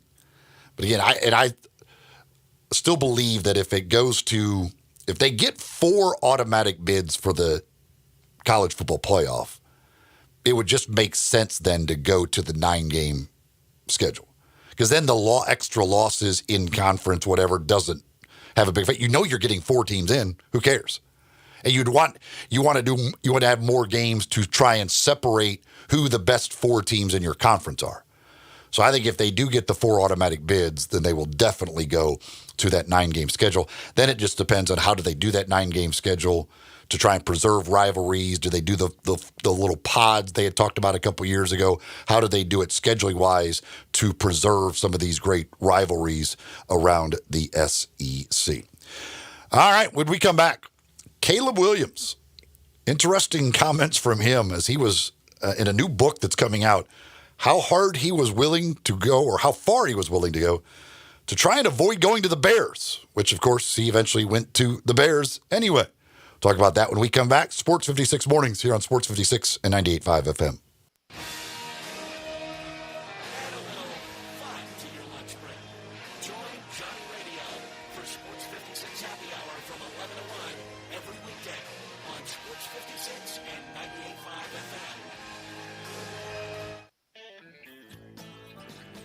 This is Troy Fiveash, owner of Fiveash Roofing. I have been told that my ads are all business and I should share some of my personality. Okay, I love tongue twisters, like the one about the terrific tasting toast by Taste Tester Toaster, or Big Black Bugs, Bleed Blue Blood, and of course Sally and her seashells. Or of course the ever-present I'm a Mother Pheasant Plucker, I pluck Mother Pheasants. Okay, enough of that. If you want an honest, fair, reasonable roofing, siding, or gutter estimate, call Fiveash Roofing at 367-0050. That's exactly what you'll get. No empty promises, no high-pressure sales tactics, and no fast-talking salesman trying to convince you that today and only today is the best day for you to get a new roof. For the record, the best day to get a new roof is when you're ready for one. Fiveash Roofing, fair, honest, and ethical. 367-0050 or memphisroofer.com. Fiveash Roofing, it's what we do. We're here for you. Tito's Handmade Vodka is America's favorite vodka it for a reason. From the first legal distillery in Texas, Tito's is 6 times distilled till it's just right and naturally gluten-free, making it a high-quality spirit that mixes with just about everything. From the smoothest martinis to the best Bloody Marys, beyond the bottle, Tito's has gained a reputation for giving back, teaming up with nonprofits around the world to serve its community and do good for dogs. Make your next cocktail with Tito's and learn more at Tito'sVodka.com. 40% alcohol by volume, mainly 80 proof, crafted to be savored responsibly. Gossett Volkswagen's got it going on, so get over to Covington Pike and you'll save big on 2025 Jetta S. We Gossett $299 a month, $299 a month for Jetta. How about 2025 ID4S Limited, $399 a month, $399 a month for ID4S Limited. And feel the vintage vibes in 2025 ID Buzz for less. Electric Buzz, $599 a month. Plus, Gossett Volkswagen has lower cost of maintenance across 2024 and 2025 lineups compared to 2024 Toyota or Honda. So make the smart choice. Get to Gossett Volkswagen, 1875 Covington Pike, online, GossettVWMemphis.com. Gossett is charging forward and charging less every day. If you want it, we got it at Gossett Volkswagen. 066-133, MSRP 24-125, ID4, SC00 2503, MSRP 47-261, Buzz, SHO 13-379, MSRP 61-980, includes all rebates and incentives, PF 895, excludes tax title and license, see dealer for complete details, offer valid through end of the month with approved credit, dealer stock only.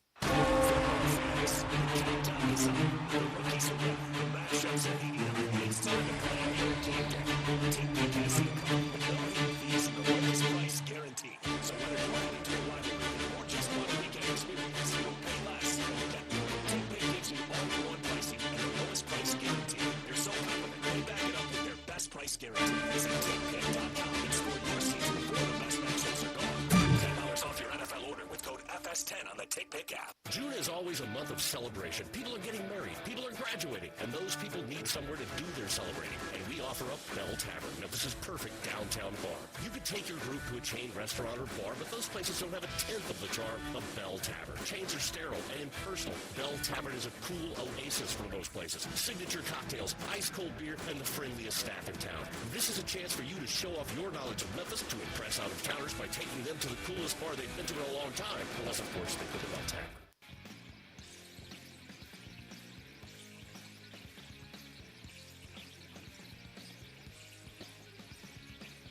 Now, back to Sports 56 Mornings on Sports 56 and 98.5 FM. This hour is brought to you by James Gaddis Jewelers. To reveal the full spectrum of dazzling color. Here once again, Greg Gaston and Eli Savoy. Welcome back here in the Family Leisure Studios. This hour is brought to you by James Gaddis Jewelers. Johnny Vegas has given back one shot through his first 2 holes of round number 2. He is at 6 under par now, 1-shot lead over Aaron Rye, who's 1 under today, Terrell Hatton, who's 2 under today, and Cam Davis, who's even par today, along with Ryan Gerard, who has yet to tee off. Those 4 are at 5 under par. The big mover of the day so far is Max Homa. Homa, who was really struggling, has kind of found his game again here lately. He is 5 under par through 8 holes today, and now at 3 under for the tournament, 3 shots off the pace in round number 2 of the PGA Championship. Of course, that big group of Schauffele, Scheffler, and Rory, who all got some work to do. I guess Scheffler's in a good position, but Schauffele and Rory with some work to do to make sure they make the cut. They played very early yesterday, so they will play in the afternoon wave today. Caleb Williams. Boy, he really didn't want to go to Chicago. Seth Wickersham has a book coming out called American Kings, a biography of the quarterback, which is going to look at the quarterback position, kind of the life of a quarterback, all different levels, from high school to college to the pros, retired guys, just a lot of in-depth stuff. And there's a lot of things that have come out about what Caleb Williams and his dad, things that they had told Wickersham about during the draft process and how much he did not want to go to Chicago. His dad viewing Chicago as the place quarterbacks go to die. Said, I don't want my son playing for the Bears. Also calling the CBA the worst piece of blank I've ever read. It's the worst in sports history, complaining about the rookie deals that are involved with the CBA. The relationship that Caleb Williams ended up striking up with Kevin O'Connell and really wanted to go to the Vikings, but they knew that there's no way the Bears would trade that pick within the division. And then when the Bears said, we're drafting you no matter what, they considered just basically going off about the city of Chicago and to make it to a situation where really just trying to force the Bears' hand that there's just no way they could draft him. It would just be too bad of a situation. But at one point, Caleb eventually told Wickersham, I wasn't ready to nuke the city. And so obviously, as history goes, the Bears do end up drafting Caleb Williams. Of course, they fire the coach midway through the year, and now Ben Johnson is there. And seems like things are good. Ben Johnson certainly great offensive mind, very quarterback friendly, and it seems like the relationship is good at this point. Man, oh man. There was actually there was a thing in there where they were looking into the possibility of whether they could sign in the UFL and then become a free agent the following year for the NFL. That's how far they were possibly looking to go. Mind you, in the UFL, the players in the UFL, if you're active every week, you make, I think it's around $60,000 with some possible bonuses if you're like player of the week and stuff like that. They were looking at that possibility. What if we signed in the UFL, made about $60,000 for a year, and then became a free agent in the NFL? Now, you talk about something that would have been like earth-shattering. That would have been earth-shattering if Caleb Williams had played a year of UFL football to avoid going to the Chicago Bears. Speaking of the UFL, Showboats in action tonight. They're down in San Antonio. They will be taking on the Brahmas. Both teams 1-6 coming into this week's action. Both teams needing a win badly. That'll be a 7 o'clock game tonight. We'll have it for you on our sister station, Hot 107.1. Myself and Russell Copeland will be on the call of that. It'll be televised on Fox as part of their normal, of course, Friday night package of UFL football. But Showboats tonight, 7 o'clock down at San Antonio. Man, oh man, I can't even imagine. First of all, I don't know how the league would have figured out where Caleb Williams would have went in the UFL, like what team he would have went to. Now that would be a way to maybe draw some fans to some of these games. If Caleb Williams is playing, maybe that would have been a way. But nonetheless, they did not go that route. Instead, he decided to go ahead, take his chances, get drafted by the Bears, and we'll see how it ends up working out in the end. But they were talking to the Manning family and Archie about what he did with Eli and if there's ways they could figure that out. I mean, he really did want to go to the Chicago Bears. You know, if you're talking about signing in the UFL and making like $50,000, $60,000 per year, that is really not wanting to go to a team.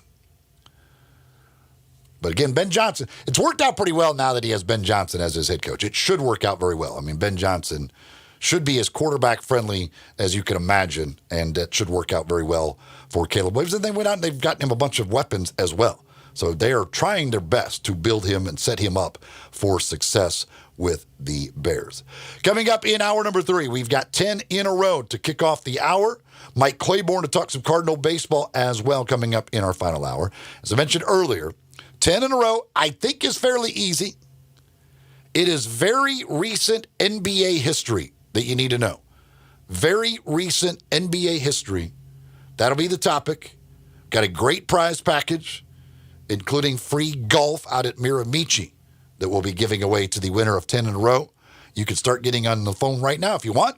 at 360-8255, 360-8255 on the Sissy's Log Cabin listener line. 10 in a row comes your way to kick off hour number 3 here on Sports 56 Mornings on Sports 56 and 98.5 FM.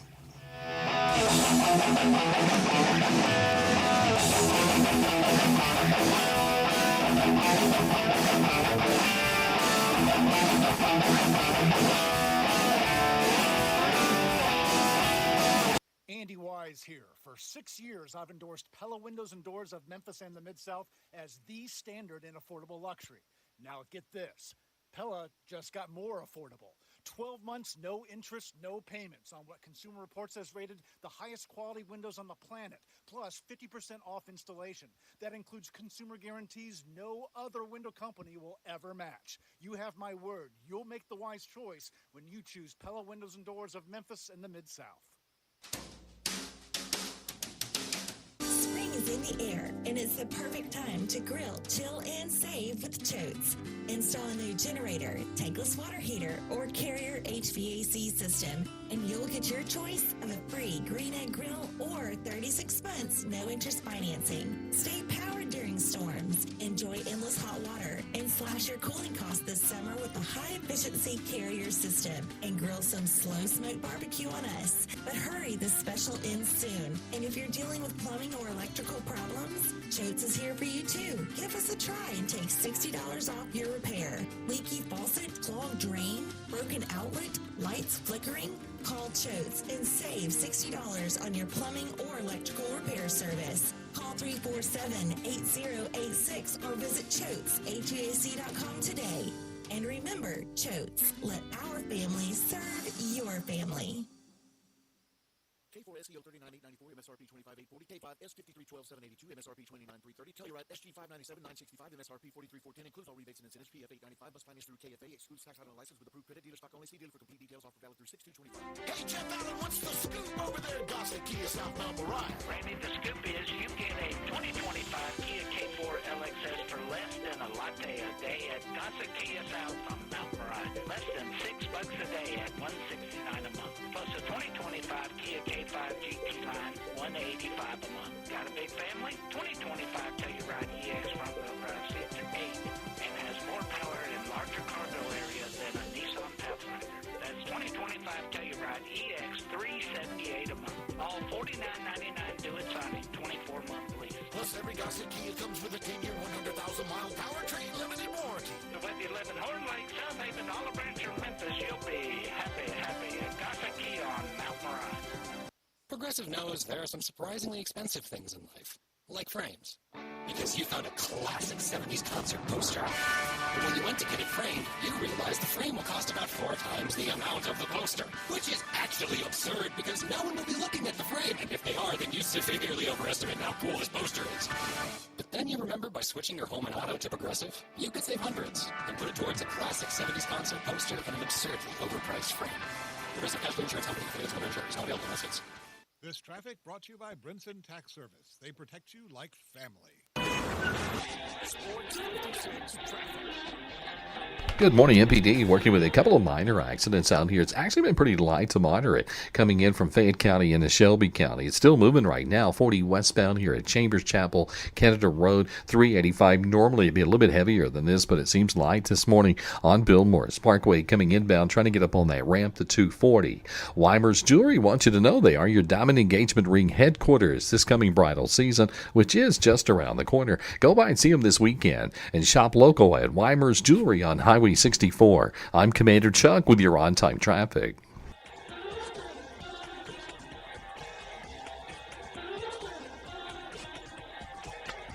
Sports 56, WHBQ Memphis, and W253DF Memphis with Dave Wilson, weekday mornings from 10 to 11. Now back to Sports 56 mornings on Sports 56 and 98.5.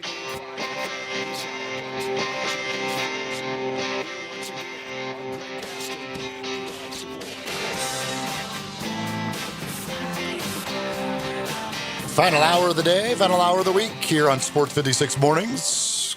Happy Friday to everybody out there. And Welcome back if you've been with us, or welcome in if you're just joining us here on Sports 56 Mornings, Sports 56, 98.5 FM. We are live and local from the Family Leisure Studios. Family Leisure, that's where family and fun come together. Pools, pool supplies, all that stuff. Get ready for the summer at Family Leisure. 77 degrees, expected high in the mid-80s today. Once again, there is a chance for some showers, some thunderstorms, possibly even some severe weather today, tonight as well. So be careful out there, and especially to the north, it seems like it's going to be worse.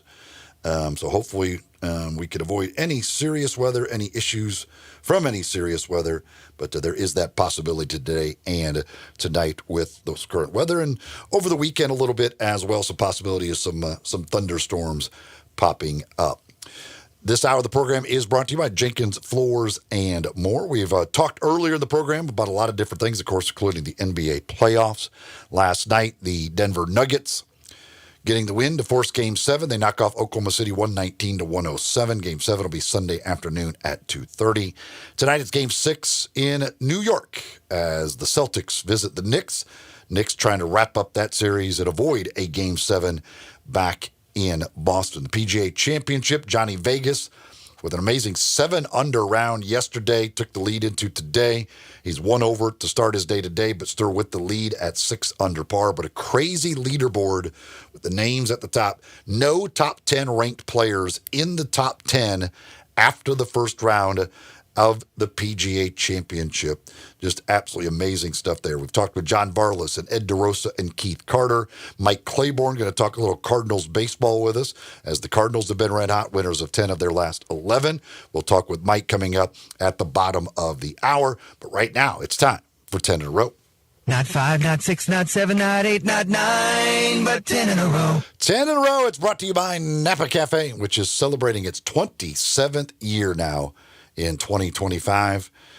John Varlas mentioned Glenda Hastings earlier. She's the owner of Napa Cafe. And let me tell you, when you're doing in the restaurant business, 27 years is a lifetime, and you got to be doing things the right way. You got to be serving up great food, and that's exactly what they do at Napa Cafe. Open for dinner Wednesday through Saturday starting at 5.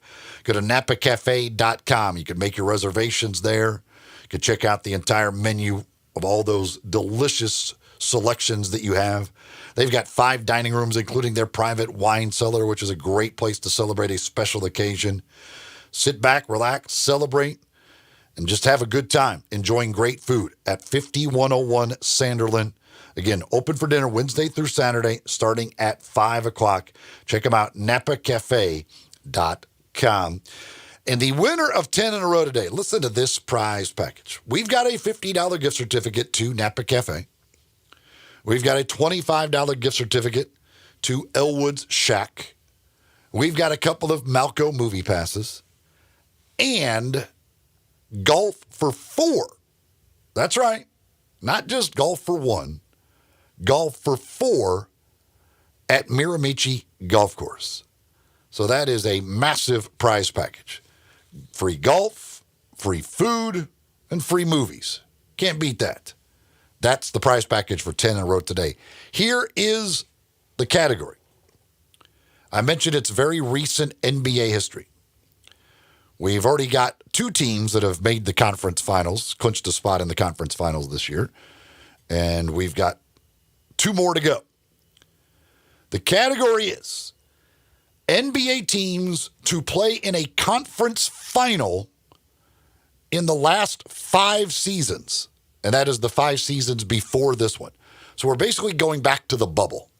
The bubble of 2020 through 2024 playoffs. If the team has made a conference final, Eastern Conference or Western Conference, they would be a yes. If they have not, they would be a no. I'll give you the team name. You give me the yes or the no. And if you get 10 in a row correct, then you win that prize package. Again, golf for 4 at Miramichi, $50 at Napa Cafe, $25 to Elwood Shack, and a couple of Malco movie passes. The phone number to play, the Sissy's Log Cabin listener line, 360-8255, 360-8255. Get in line. Again, I don't think this is super hard. think people can get this one. Teams to play in a conference final in the last 5 seasons. And that's, again, not counting this year. 360-8255. Steven will lead us off. Hey, Steven. Good morning. How are you? I'm doing good. Here we go. Teams to play in a conference final last 5 years. Okay. The Heat. No.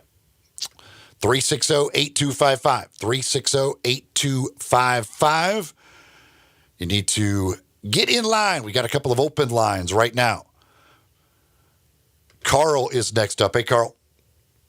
How's it going? Good, man. All right. Teams to play in a conference final last 5 seasons, not counting this year. The Bulls. No. Warriors. Yes. Hawks. No. 360-8255. That's right. The Atlanta Hawks did play in one in there. How quickly we forget. Next up is Andre. What's up, Andre? Hey, what's going on, man? How are you doing? All right. All right, let's see how we do here. Teams to play in a conference final last 5 seasons before this year. The Heat. Yes. Spurs. No.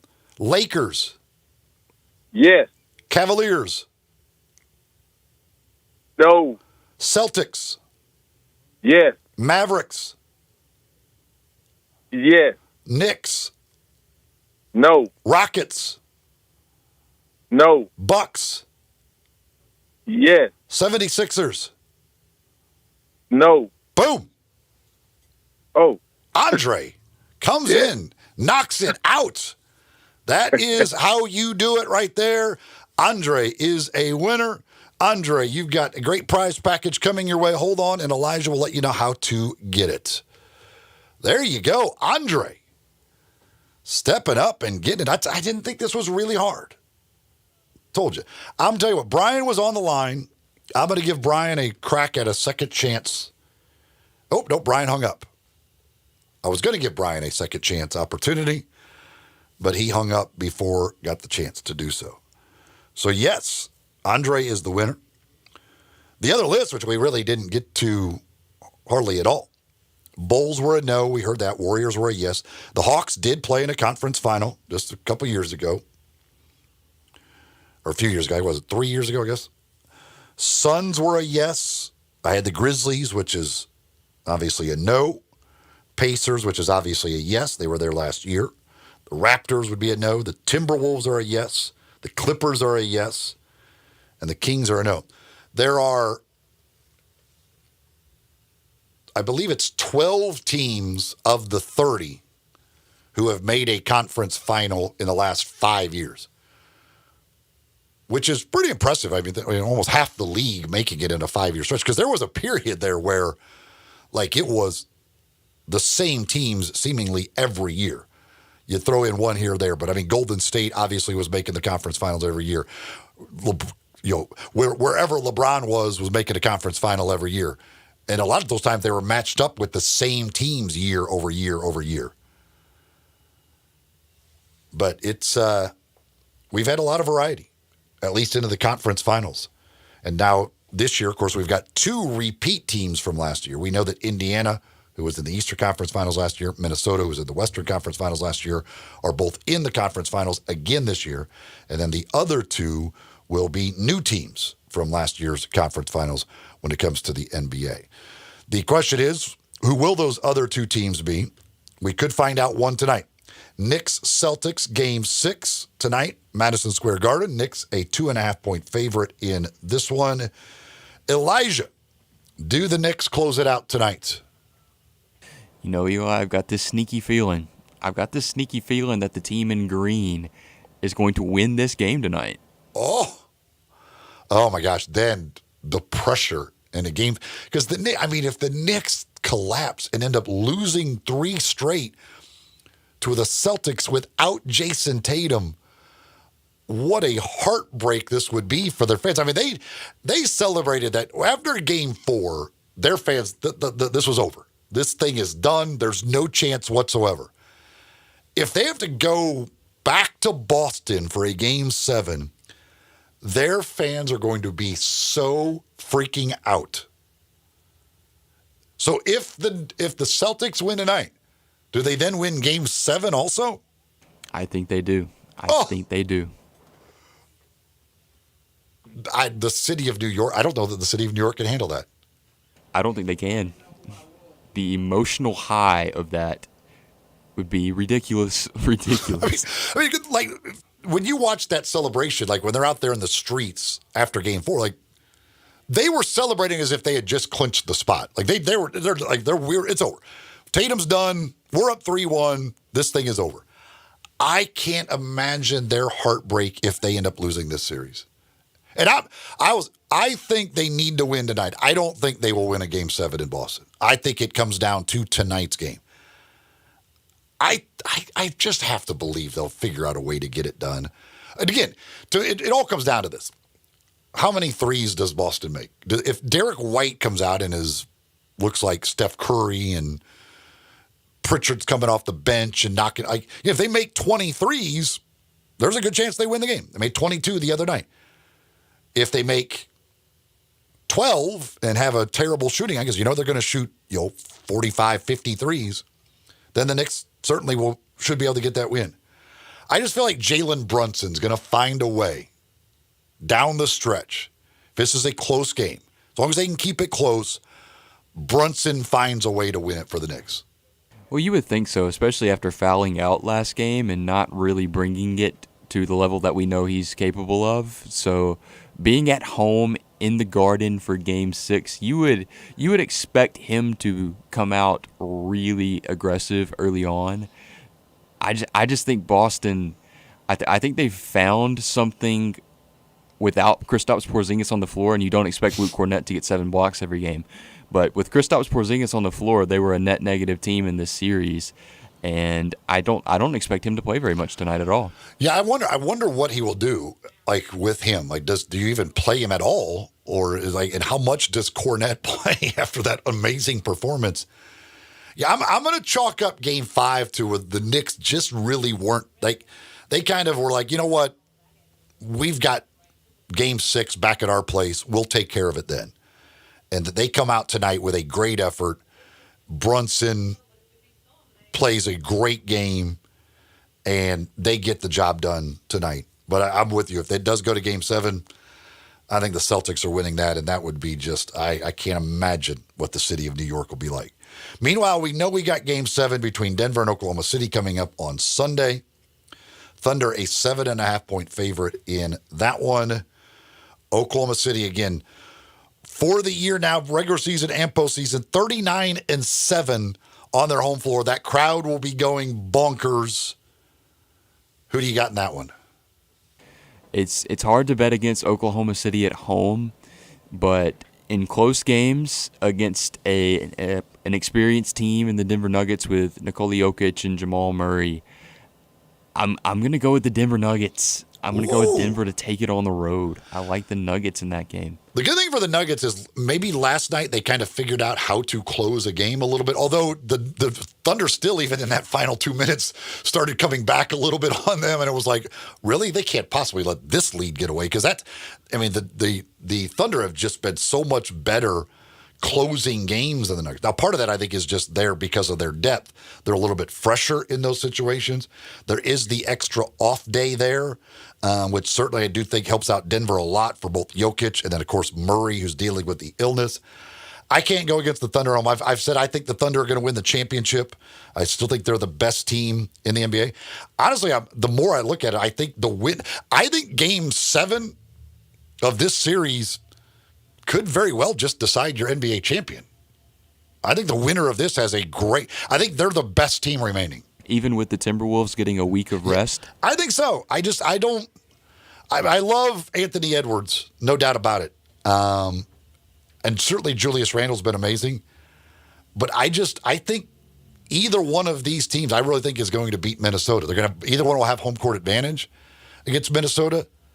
And I look at the East, I just think whoever comes out of the West is better than the East. Even if the Celtics win in 7? Without Tatum, I still think they are. If Tatum was healthy, I think the Celtics certainly would be the other team that I would, and I've said before, I thought the Celtics were the one team that I thought could beat Oklahoma City 4 out of 7. I may be proven wrong. Denver may do it. But I think the winner of this series has a great chance, and I think would probably be considered the favorite to win the title. Certainly it would be Oklahoma City. If Oklahoma City wins, they're already the favorite to win the title. But even if Denver beats Oklahoma City, I'd be interested to see what those odds then would be for those final four teams as to who the favorite would be. I know before last night, Denver was a plus 3,000 to win the NBA Finals. But yeah, because they knew they had to win 2 games over Oklahoma City, which you're like, can they possibly do that? But if they dispose of Oklahoma City, what those odds would go to would be very interesting amongst those 4 teams, especially if the Knicks advance. A conference finals that would not include, if Denver were to win and the Knicks win, conference finals without the Celtics, Cavs, or Oklahoma City would be crazy. So let's see, Denver, would Denver have the most wins then of the teams remaining? How many wins did the Pacers and Knicks have? The Knicks had 52. Did they get to that many? I mean, you'd have all the 60 win teams. The Knicks had 51, Indiana had 50, and Denver had what? 50. Denver had 50. So you'd have all the 60 win teams gone. The most wins remaining would be the Knicks at 51 and 31. Celtics was 61, Cavs was 64, Oklahoma City was 68, would all be out before the conference finals. That would be just nobody at all would have possibly predicted that you would have a conference finals without any one of those 3 teams. And again, the Western Conference Finals will start on Tuesday. So whoever wins on Sunday, they've got to come back in 2 days and play again. And they'll be playing at home. Whichever one wins will be playing at home. Minnesota will have to travel. The Eastern Conference Finals will not start till next Wednesday. Even if the Knicks win tonight and wrap it up, the Eastern Conference Finals don't start till Wednesday. So the Pacers will have a week off. The Knicks will have, if they win tonight, 5 days off. So it'll be plenty. They will be very well rested, both of those teams. Timberwolves will be very well rested. There's only one team that won't have a good rest. Well, I guess if the Celtics do force a Game 7, they won't be as well rested. They won't be rested. But if the Knicks wrap it up tonight, then 3 of the 4 teams playing in the conference finals will be very well rested. Denver and Oklahoma City will be playing 48 hours, a little over 48 hours after Game 7 of their series. But should be a fun one. Going to talk some baseball with Mike Claiborne coming up in our next segment. Cool thing that the Redbirds are doing over the next couple of days, if you have not seen this. They will not be the Redbirds tonight and tomorrow night. They will be the Memphis Barbecue Nachos. They've got some. They will be rebranded for 2 days as the Barbecue Nachos. I like that. The hat I actually like I like a lot. The hat. They've got uniforms, the hats. They will be the Barbecue Nachos for the next 2 games against the Nashville Sounds. And tomorrow night is the first fireworks show of the year as well, after the game tomorrow night down at AutoZone Park. So it should be a big night, always a big crowd for the fireworks. But yeah, I think it's really cool. I think the uniforms, I think it's interesting. I think it's fun. Although I guess apparently there's some debate because they say their belief is that the barbecue nacho was invented or born at AutoZone Park back in the first year. There's others that debate that, I guess, that they say the barbecue nachos were invented before that or people were doing it. I don't know. I'm not here to decide where barbecue nachos were invented or who invented them or whatever. They are a great ballpark food, other than the fact that every time I get them at the ballpark, there is a 100% chance I'm going to get some sauce on my shirt.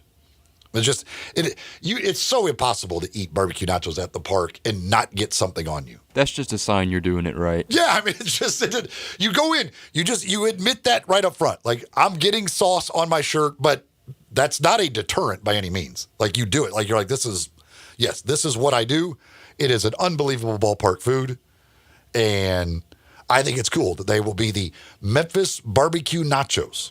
for 2 games. Again, that's tonight and tomorrow night down at AutoZone Park. So if you're going to the game, walk in. Don't be freaked out by what in the world are these? Because they're like I guess like brown and yellow kind of type thing. So don't walk in about what in the world? Who is that?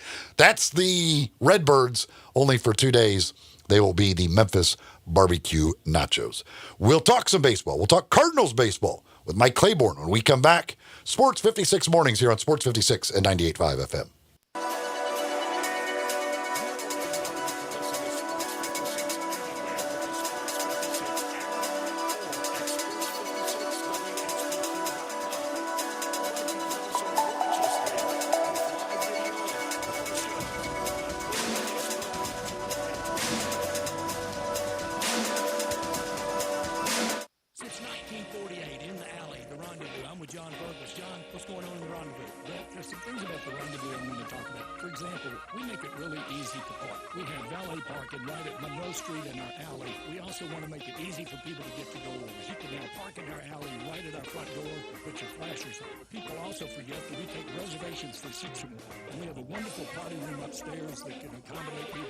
Dinners, birthday parties, reunions, graduations, our room seat between 25 and 275 people. And everything at the Rendezvous can be packed to go. But we also do catering. See our menu online, and we can even deliver for groups of 15 or more. So if you have any questions, always feel free to call us at the Rendezvous because we answer our phone ourselves. You'll never hear. Please listen carefully for our menu restraint. Press 1 for reservations, press 2 for hours, press 3 for catering, or if you know your party's 9-digit extension number and the first 3 letters of their mother's maiden name, dial it back. Come see us at the Rendezvous. Since 1948, the Rendezvous. Mid-South, it's the right time to buy, and the right place is Gossett Hyundai on the Pike. And we're ready to beat the competition on your new ride, so hurry! Get to Gossett Hyundai on the Pike for 2024 Hyundai Tucson Hybrid Limited All-Wheel Drive. Only $36,921. How about 2024 Hyundai Santa Cruz XRT All-Wheel Drive? We Gossett $37,180. And beautiful 2024 Hyundai Palisade Limited Front-Wheel Drive $44,277. There's only one left at this price, so you gotta hurry. Plus, every Gossett Hyundai comes with America's best 10-year, 100,000-mile powertrain limited warranty. So get to Gossett Hyundai today, 1870 Covington Pike, or online anytime at HyundaiGossett.com.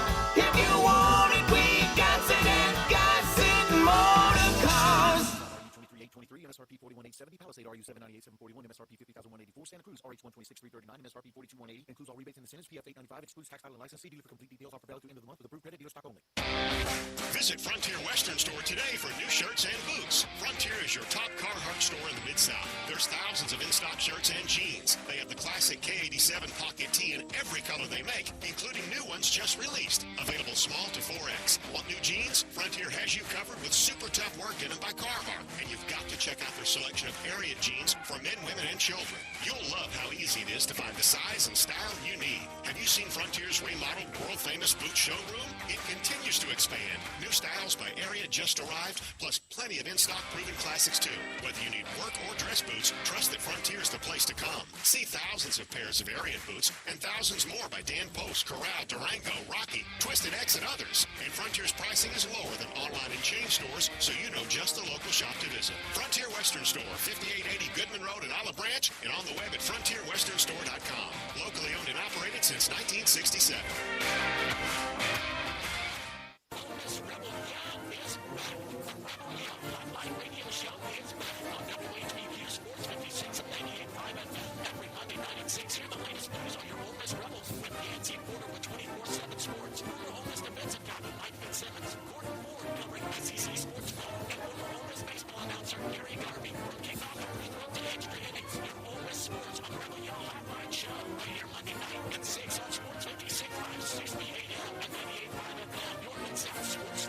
This traffic report brought to you by Triangle Meat Company, feeding Memphis since 1967. Open 8 to 5, Monday through Friday, 4790 Summer Avenue. Trust Triangle Meat Company.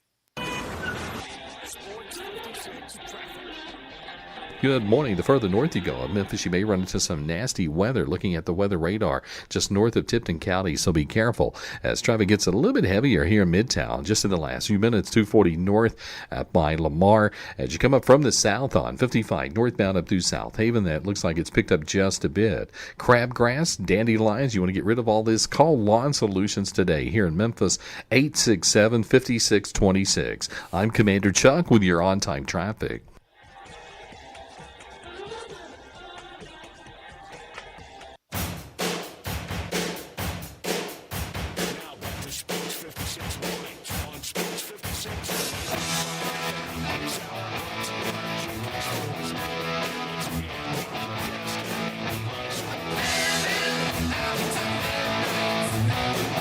Well, while the Redbirds will be known as the barbecue nachos for the next couple of days, the Cardinals will still be the Cardinals, and they will be on the road in Kansas City, going across the state to take on the Royals. Of course, you hear our buddy Mike Claiborne on the Cardinal broadcast on the Cardinals radio network. Always love having Mike on the program, and he joins us now. Claves, what's up? Eli, Greg is there. Two of my favorite people in the Mid-South in Memphis, Tennessee. How are you? I'm doing very. Greg is not here today, but you're our favorite person in St. Louis. Oh, here we go. And I do want to ask you about, because I know you are with a lot of old friends of mine, guys that I've go way back to our days together up there. This new thing, Sports Hub St. Louis. Tell me about that. Well, what it is, it's like a podcast network. It's called Sports Hub STL, and we have a variety of podcasts and covering different sports. We have like a morning show that comes on a little bit after you with Randy Carricker and Brooke Grimsley, and then during the day and evening and after every game that takes place, whether it's Cardinals, Blues, whatever, we have a post-game show, and we have guys that talk about the game and everything else involved. And you know, we started it. Gosh, it had to be, 3 months ago. In the first month, we had like 11,000 subscribers, like in the first, I think, 3 weeks. And it's continued to grow. Our impressions are off the chart. And it's something new. I mean, there's not many markets that have it, but we thought we'd throw it on the wall. And it's really turned out to be more fun than I thought it would be. And I'm really happy to be part of it. That's great. And again, a lot of those folks involved are folks that I've go way back with, so it's cool. And so here's the thing, Eli. We're going to make an announcement pretty soon that's going to involve where you live and a certain part of the country. I'll let it go at that. Okay. I like it. And I like that. When you see it and you hear about it, you're going to be like, oh, my goodness. So stand by. It'll be coming up soon. SportsHubSTL.com, right? There you go. Find them on you can YouTube and all the good stuff, but check those out. Yeah. Bernie Miklas and Dave Green and all those folks that I go back with. That's great to see, and glad that you're a part of it and it's doing well here, getting started. Well, speaking of doing well, the Cardinals are doing well. Winners of 10 of 11. Oh, my goodness. Did you see this coming? Incredible. Yeah. I kind of thought it was going to happen later in the year, and let me tip my cap to a person who's responsible for this as well, and that's the manager in Memphis, Ben Johnson. Because Ben has managed a lot of these guys that have come through the organization, and I don't know how well you know him, but he should be next as far as having a big league team. His demeanor and his ability to teach and support is incredible. And Ali Marmol and the staff, these guys have done an incredible job in getting guys to this point. And as I said earlier, I thought it would happen later in the year, but it's happening now. Guys have bought in to what they're teaching. Ali has, Ben Johnson's with us every spring training, and he takes a lot of these guys. And every guy that has been called up from Memphis has been a contributor. And you don't see that a lot. Yeah. But overall, it's been fun to watch because, they're young guys, and they're like, they're given all the runway they need this year to determine or they're going to be part of the future. And these guys, man, are balling. They play clean defense. They run the bases extremely well, and they have a different hitting approach. And we're in every game. I mean, there's been like 2 games that we weren't in. Okay, one was in St. Louis and one was in Boston. But every other game, and I'll give you a good example. Like the other night, we were in Philadelphia. We score a run in the first, and Philly comes right back and puts a 5 spot up. Mm-hmm. So now you're saying, well, at home, they got 40,000 fans, and they're yelling and screaming. And some people would have just raised a white flag and said, we'll go get them on Friday.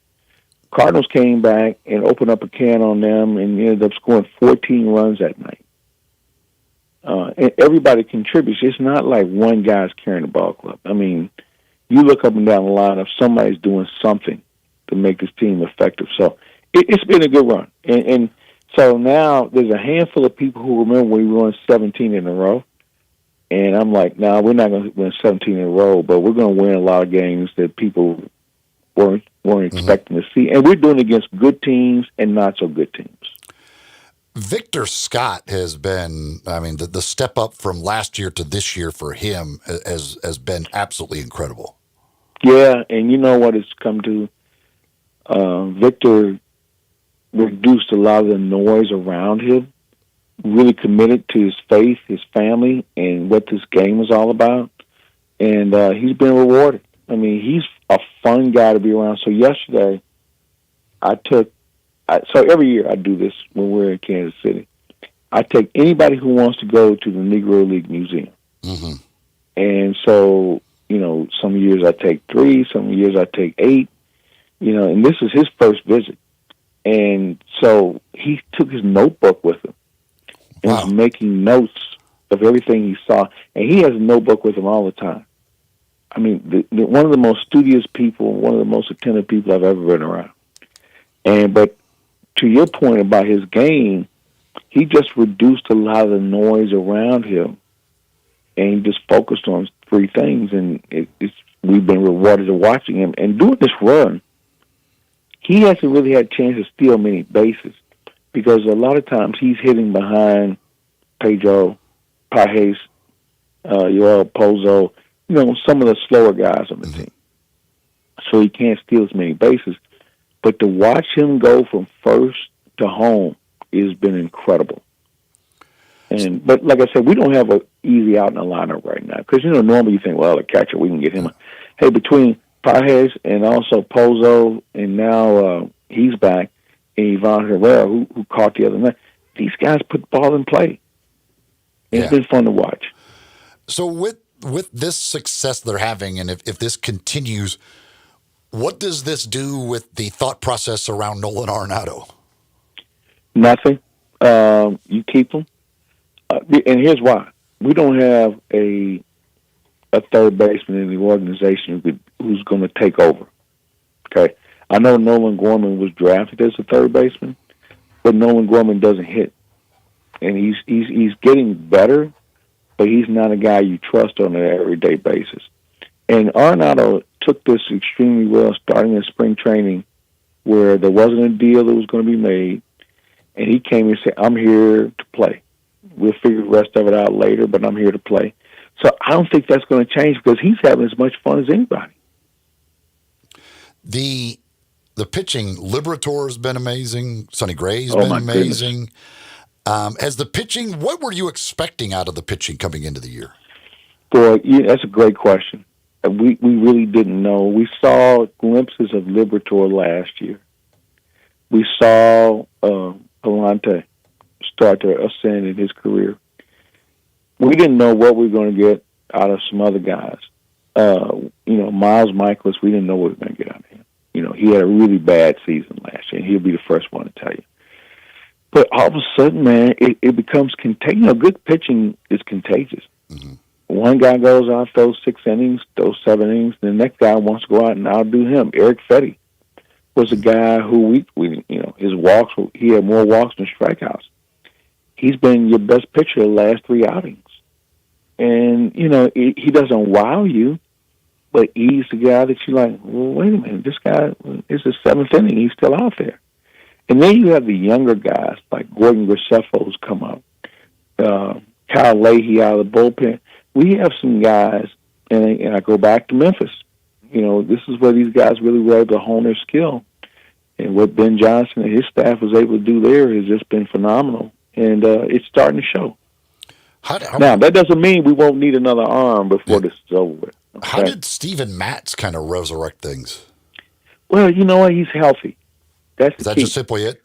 Well, yeah. He hasn't had an injury, and he's one of the most physically fit players on the team. But this year, he came into camp. He didn't have to do rehab in the off season. He was around his family, and he had a new baby. And he's just been incredible because he can give you length. He's a lefty, he can throw with velocity, and he can give you more than one inning, and he's just been really good. It's amazing, though, Eli, how good guys pitch when they're in the last year of their contract. How much healthier they could stay, how much better they can pitch. It's interesting. That's why I stay out of tape.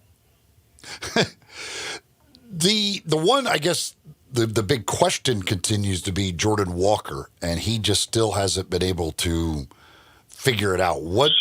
Slowly but surely. So to show you how elementary it is, he was just a walking strikeout. Now he's fouling balls off with authority.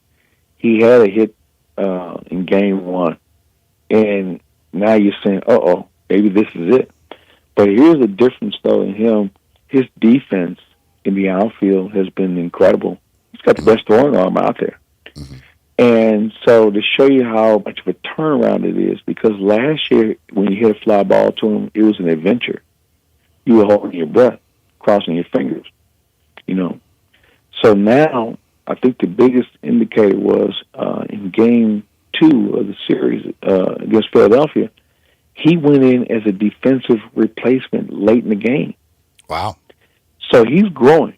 It's taking baby steps, but he's growing. And, he works as hard as anyone. He bought a house in Florida right near the complex, there every day in the winter. He and John Jay have a great relationship, and John Jay, I tip my cap to him. He has helped him be a better player that you can trust. And the offense is going to happen. So when they play the Royals, do they still call this like the Governor's Cup or? Well, it's a rivalry weekend.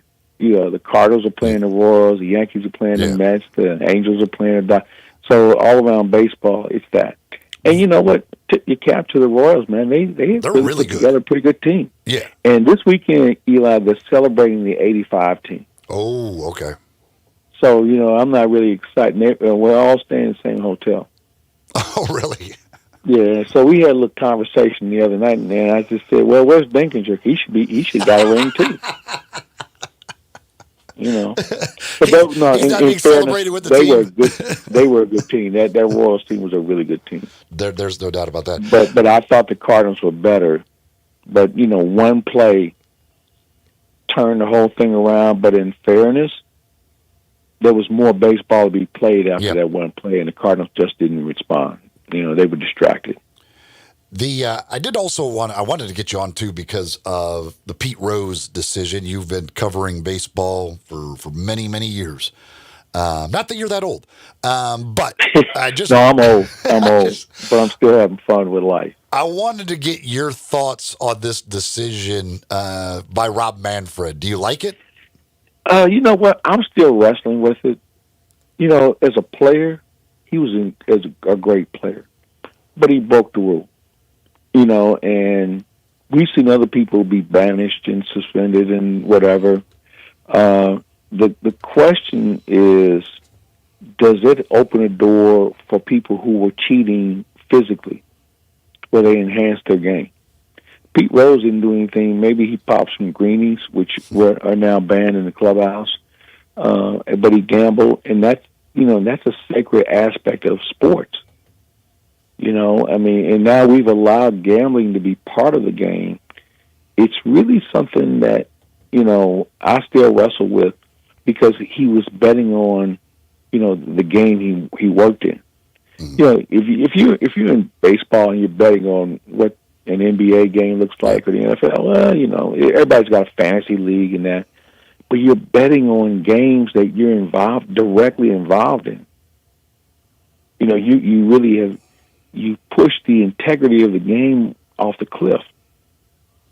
And he lied And about it for all of it. They kept lying and he about it. lied. He would never accept it. That's the other thing. Now, no one can challenge his skill set, but the integrity of why we all follow the game, I think, is put at a level that you have to truly respect. So I'm still on the fence about it. And you know what? I think it's going to be hard for him to get in. I'm going to tell you why. This isn't up to the writers. This is up to a select committee. All of his peers that played with him, maybe against him, those guys, man, they earn that right to be in the Hall of Fame and to accept a guy who, you know, really changed the focus of the game. I think they're going to push back. And, you know, so in Manfred, you know, he threw it out there. He put it in somebody else's lap, and he walked away from it. I just don't think, with him being eligible, I still don't think he's going to get in. So that committee, so the committee is not writers, that's former players? It's players, it's executives, it's owners. I think it's like 16 people. Oh, okay. Okay, yeah, I didn't realize that. Yeah. So, you know, they're like the real stewards of the game. And, you know, Ozzy's on that committee. There's some guys, I can't think of the whole list, but man, these guys, you know, they're hard asses about what this game should look like. Well, it's funny too because for Manfred, it's great because if they put him in, Manfred's like, "See, it's about time" and all this stuff. If they don't put him in, Manfred's like, "I can't do anything about it. It wasn't my fault. He's eligible, and they just didn't put him in." Yeah. So, you know, if they took the vote tomorrow, I would say no. Really? He wouldn't get in. I would say no, he wouldn't get in. You said Ozzy's on that committee? Yeah, Ozzy's on that committee. Oh, gosh. I think Paul Mouser's on. It's like some former players that are Hall of Famers. Mm-hmm. You have some owners on the committee. You have some baseball executives. And there are some media members that are on it, too. But, you know, it's a very balanced collection of individuals, you know, of the people who cover the game and were part of the game. Well, that will be interesting in a couple of years, I guess, or when that comes up, or whether he is able to get and who knows where we're at, you know. Yeah. You know, and the thing is, you know, Pete's numbers don't change. Yeah. You know, I mean, he is who he is, and he's no longer with us, unfortunately. And there's going to be a campaign. There are people who are going to, but then there are going to be people who say, "Man, he broke one of the most sacred rules of the game." Yeah, that's it. And he never owned it. You know, and so it takes us to the next question of the steroid guys. Mm-hmm. You know, a guy like McGuire was like, hey, you know, and then you have the guys like Barry Bonds. What are you talking about? I don't know, you know. And then you have the A-Rods, you know, who sat out for a year. Yeah, so it's really created a real pile of, you know what, for everybody else to try and figure out. He is Mike Claiborne from the Cardinals Radio Network. And again, the new thing, Sports Hub STL. Check that out as well for all the Cardinals, Missouri, Blues, all that type of stuff. Mizzou, you name it. That's great. And yeah, it's going to be good. It's a lot of fun. Mike, thank you as always, man. We'll talk to you soon. When we get around Flag Day, we'll get you back on since the season starts then. Looking forward to talking to you. That's when it really starts. All right, Mike, thank you. All right, my friend. Take care. Mike Claiborne joining us here on the program. All right, we'll take a break, come back and wrap things up for the week, give you an update on what's happening at the PGA Championship as we continue here. Sports 56 mornings on Sports 56 and 98.5 FM. Join the voice of the Tigers, Dave Woloshin, for Wolo and Friends. Weekday mornings from 10 to 11 here on Sports 56 and 98.5 FM. Top Gun is the largest indoor range in the Mid-South, but size isn't their only difference. Top Gun has the best instructors with over 300 years combined experience and classes all the way from first shot to master marksmanship. Plus, Top Gun is affordable. Total membership is just $48 a month. That's just $1.60 a day for a limited range time. Free gun rentals with purchase of ammo and members lounge access. Top Gun, 2770 Whitten Road and TopGunMemphis.com. Always ship with the best. Top Gun Memphis. Hey, Rock and Ronnie, you got a new showroom. Let's wait time for service and some amazing deals over there at Gossett Hyundai South Mount Moriah. Randy, we've got it going on at Gossett Hyundai South of Mount Moriah. 2025 Hyundai months and 3.99% for 72 months is available. How about a 2025 Hyundai Santa Fe SEL? $349.89 per month and 3.99% up to 60 months is available. Plus, 2024 Hyundai Santa Cruz XRT all-wheel drive. Now, just $37,180. And you always get peace of mind with America's best 10-year, 100,000-mile powertrain limited warranty. And remember, fast, no-wait service on your ride every day. So get to Gossett Hyundai South 2660 Mount Moriah online, HyundaiMountMoriah.com.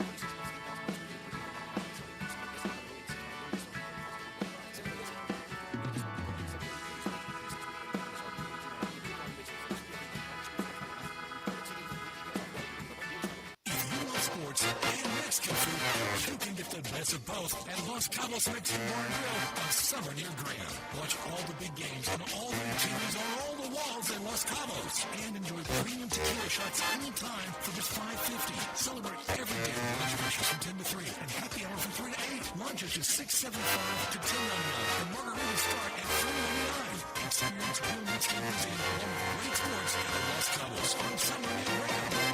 Diabetes, high blood pressure, anxiety meds, everyone's on them. If you're a 50-year-old male, maybe a bit porky, and you may even have type 2 diabetes, $1 million of term insurance may only cost you about $200 a month. Call Term Provider. Speak with Big Lou at 800-859-3220. Big Lou will find a term life policy for you even if you have type 2 diabetes, are overweight, or have high blood pressure. Term Provider has helped thousands of people like you who think they can't afford term life insurance. To buy $1 million of affordable term life for you, all you need to do is call Big Lou at 800-859-3220. Lou will make sure the scales are tipped in your favor. Call 800-859-3220. Big Lou will answer your call and work to fit you into a term life policy that you can afford. Remember, Big Lou's like you. He's on meds too. Call 800-859-3220 or biglou.com. Hi, this is Troy 5 owner of 5 Roofing. Did you know there are so many roofing companies in Memphis that I don't even know them all? So that begs the question, which one should you choose? So I thought I'd give you a little background about me. My grandfather was a World War II Marine. My father worked for the University of Memphis for nearly 30 years. My mother, a pianist at Raleigh Baptist Church. Seems like forever. I went to Brownsville Road, Craigmont, and Bartlett High School, class of 81. We support the local school systems, youth athletics, and believe in what St. Jude and Le Bonheur stand for. I'm a Tiger and Grizz fan. The point? Memphis is my home. 5 Roofing will be around if you ever have a problem with the service we provide. 5 Roofing, fair, honest, and ethical, with deep local ties in our community. 367-0050 or memphisroofer.com. 5 Roofing is what we do. We're here for you.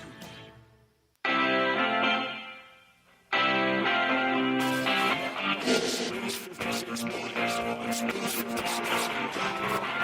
This hour brought to you by James Flores and once again, and Greg A couple of other baseball notes. If you missed this last night, Shohei Ohtani, it was bobblehead night for Shohei, which I feel like they do a Shohei bobblehead like every other game, which makes sense. Actually, this was his second this year, but he hit 2 home runs. He's actually homered on both of his bobblehead nights this year. Dodgers blasted the A's 19-2. Ohtani now tied for the lead in home runs with 15. He's at 9 in his last 15 games. But the funny part of this is he hits 2 home runs, but his last at bat in the 9th inning, the A's, obviously getting killed, they had backup catcher Johnny Pareda on the mound, and he struck out Shohei Ohtani. Like, how's that happen? Did you see the pitch sequence? Well, yeah, he just was like those really slow. Then like the last one was like what 89. He got it up to 89 on the last pitch. Like that is so. And he kept the ball. I would too. Like how cool is that for a backup catcher? You got a strikeout of Shohei Ohtani on your resume as a pitcher. Shohei's so damn good. College baseball, the Memphis Tigers lost game 1 of their series at Wichita State 9-5 last night. So they now are in a position where they have to win tonight and tomorrow, in order to make the conference tournament. They have to win the last 2 games of this series, their last 2 games of the regular season, in order to get into the conference tournament. They're at Wichita. Ole Miss got a win last night over Auburn in game 1 of their series, their final regular season series. Of course, they'll play again tonight, 7 o'clock first pitch, 6:30 pregame, and we'll have that here on Sports 56 and 98.5 FM. They'll wrap up the regular season tomorrow. The SEC tournament gets underway on Tuesday. And this year, all of the teams will go, all 16 teams, and it's just single elimination. No more double elimination at the SEC baseball tournament. Again, a big weekend tonight. The Showboats in action down in San Antonio. We'll have that game for you on 107.1 FM. You've got the basketball action tonight with the Knicks and the Celtics. Game 7 between Oklahoma City and Denver coming up on Sunday. Got the Preakness tomorrow. Lots of great high school action going on, as John Varlas talked about earlier, with high school baseball games for Collierville and Houston, trying to decide which ones, if they can advance on to the spring fling next week. You got some big high school soccer matchups, deciding teams that will be advancing on to spring fling as well. So lots of good high school action going on around the area. Hopefully the weather cooperates with all of this. Again, there is some chance for some storms. Hopefully those can miss us and we can get all these games in. Of course, you got both barbecue festivals going on this weekend, one out at Tiger Lane, one down at Tom Lee Park. So it is just a weekend full of activities and things to do and things to watch here and everywhere. Of course, the PGA Championship as well. And taking a look at the leaderboard, Johnny Vegas, 1 over today through 6 holes in his second round, has a 1-shot lead over 4 golfers. He is at 6 under par. Michael Thorbornson is at 5 under. Aaron Rise at 5 under. Max Homa, who is about to make a bogey, as he is 7 under through 12, but I think he's about to make a bogey, which will drop him back to 6 under on his round today and 4 under for the tournament. Ryan Gerard yet to tee off. He is at 5 under par as well. Some good rounds out there. Matthew Pavone is 4 under today. JJ Spawn is 4 under today on their rounds at Quail Hollow. Some guys going the wrong way, though. Lucas Oberg, 4 over on his round today, as he is now 3 over for the tournament and looks like he could be on his way to missing the cut. He has got 9 holes left to play in his second round. Patrick Reed, 3 over today on his round through 9. He's at 4 over for the tournament. Our buddy Sean McKeel, who shot a 3 over yesterday, he's 2 over through 8 today, so he is sitting at 5 over par. Justin Rose, 1 over through 6 today. He's at 6 over. He's going to miss the cut. Russell Henley's at 7 over. He's going to miss the cut.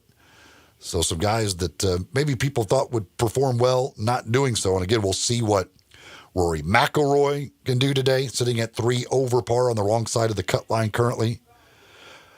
Michael Block, who was the huge story a few years ago, the club pro, 10 over today through 13. 14 over, he is in last place. Yikes. He will not be a big story this year. He will not be up there amongst the leaders this year. Michael Block in last place right now. Of course, there will be some other guys who are down there close to him who haven't teed off yet. How about Dustin Johnson? But I mean, it still amazes me. Dustin Johnson. Dustin Johnson is sitting at 10 over par. 3 over today through 10. Shot 7 over yesterday. Dustin Johnson is just, he's not so irrelevant in the golf world now. It's just amazing to think what he was just a few years ago to what he is now. He is in no way a factor whatsoever in any of these majors, completely irrelevant in the world of golf. Man got paid by Liv, and it was pretty darn predictable. He just doesn't really care anymore with that money. That'll do it for us today and for the week as well. Thank you to John Varlas, Ed DeRosa, Keith Carter, and Mike Claiborne joining us on the program today. On Monday, we'll be back here bright and early talking about the NBA. We will see what happens in Game 7, see what happens between the Celtics and the Knicks. We'll talk about the Preakness. We'll get the Major League Baseball weekend, the PGA Championship, all kinds of stuff that we'll be getting to on Monday morning, right back here in the Family Leisure Studios. 7 a.m. on Monday, we will have it for you. Wolo and Friends on Sports 56 is coming up next. For Elijah, I'm Eli. We'll talk to you again on Monday morning. Have a great weekend, everybody.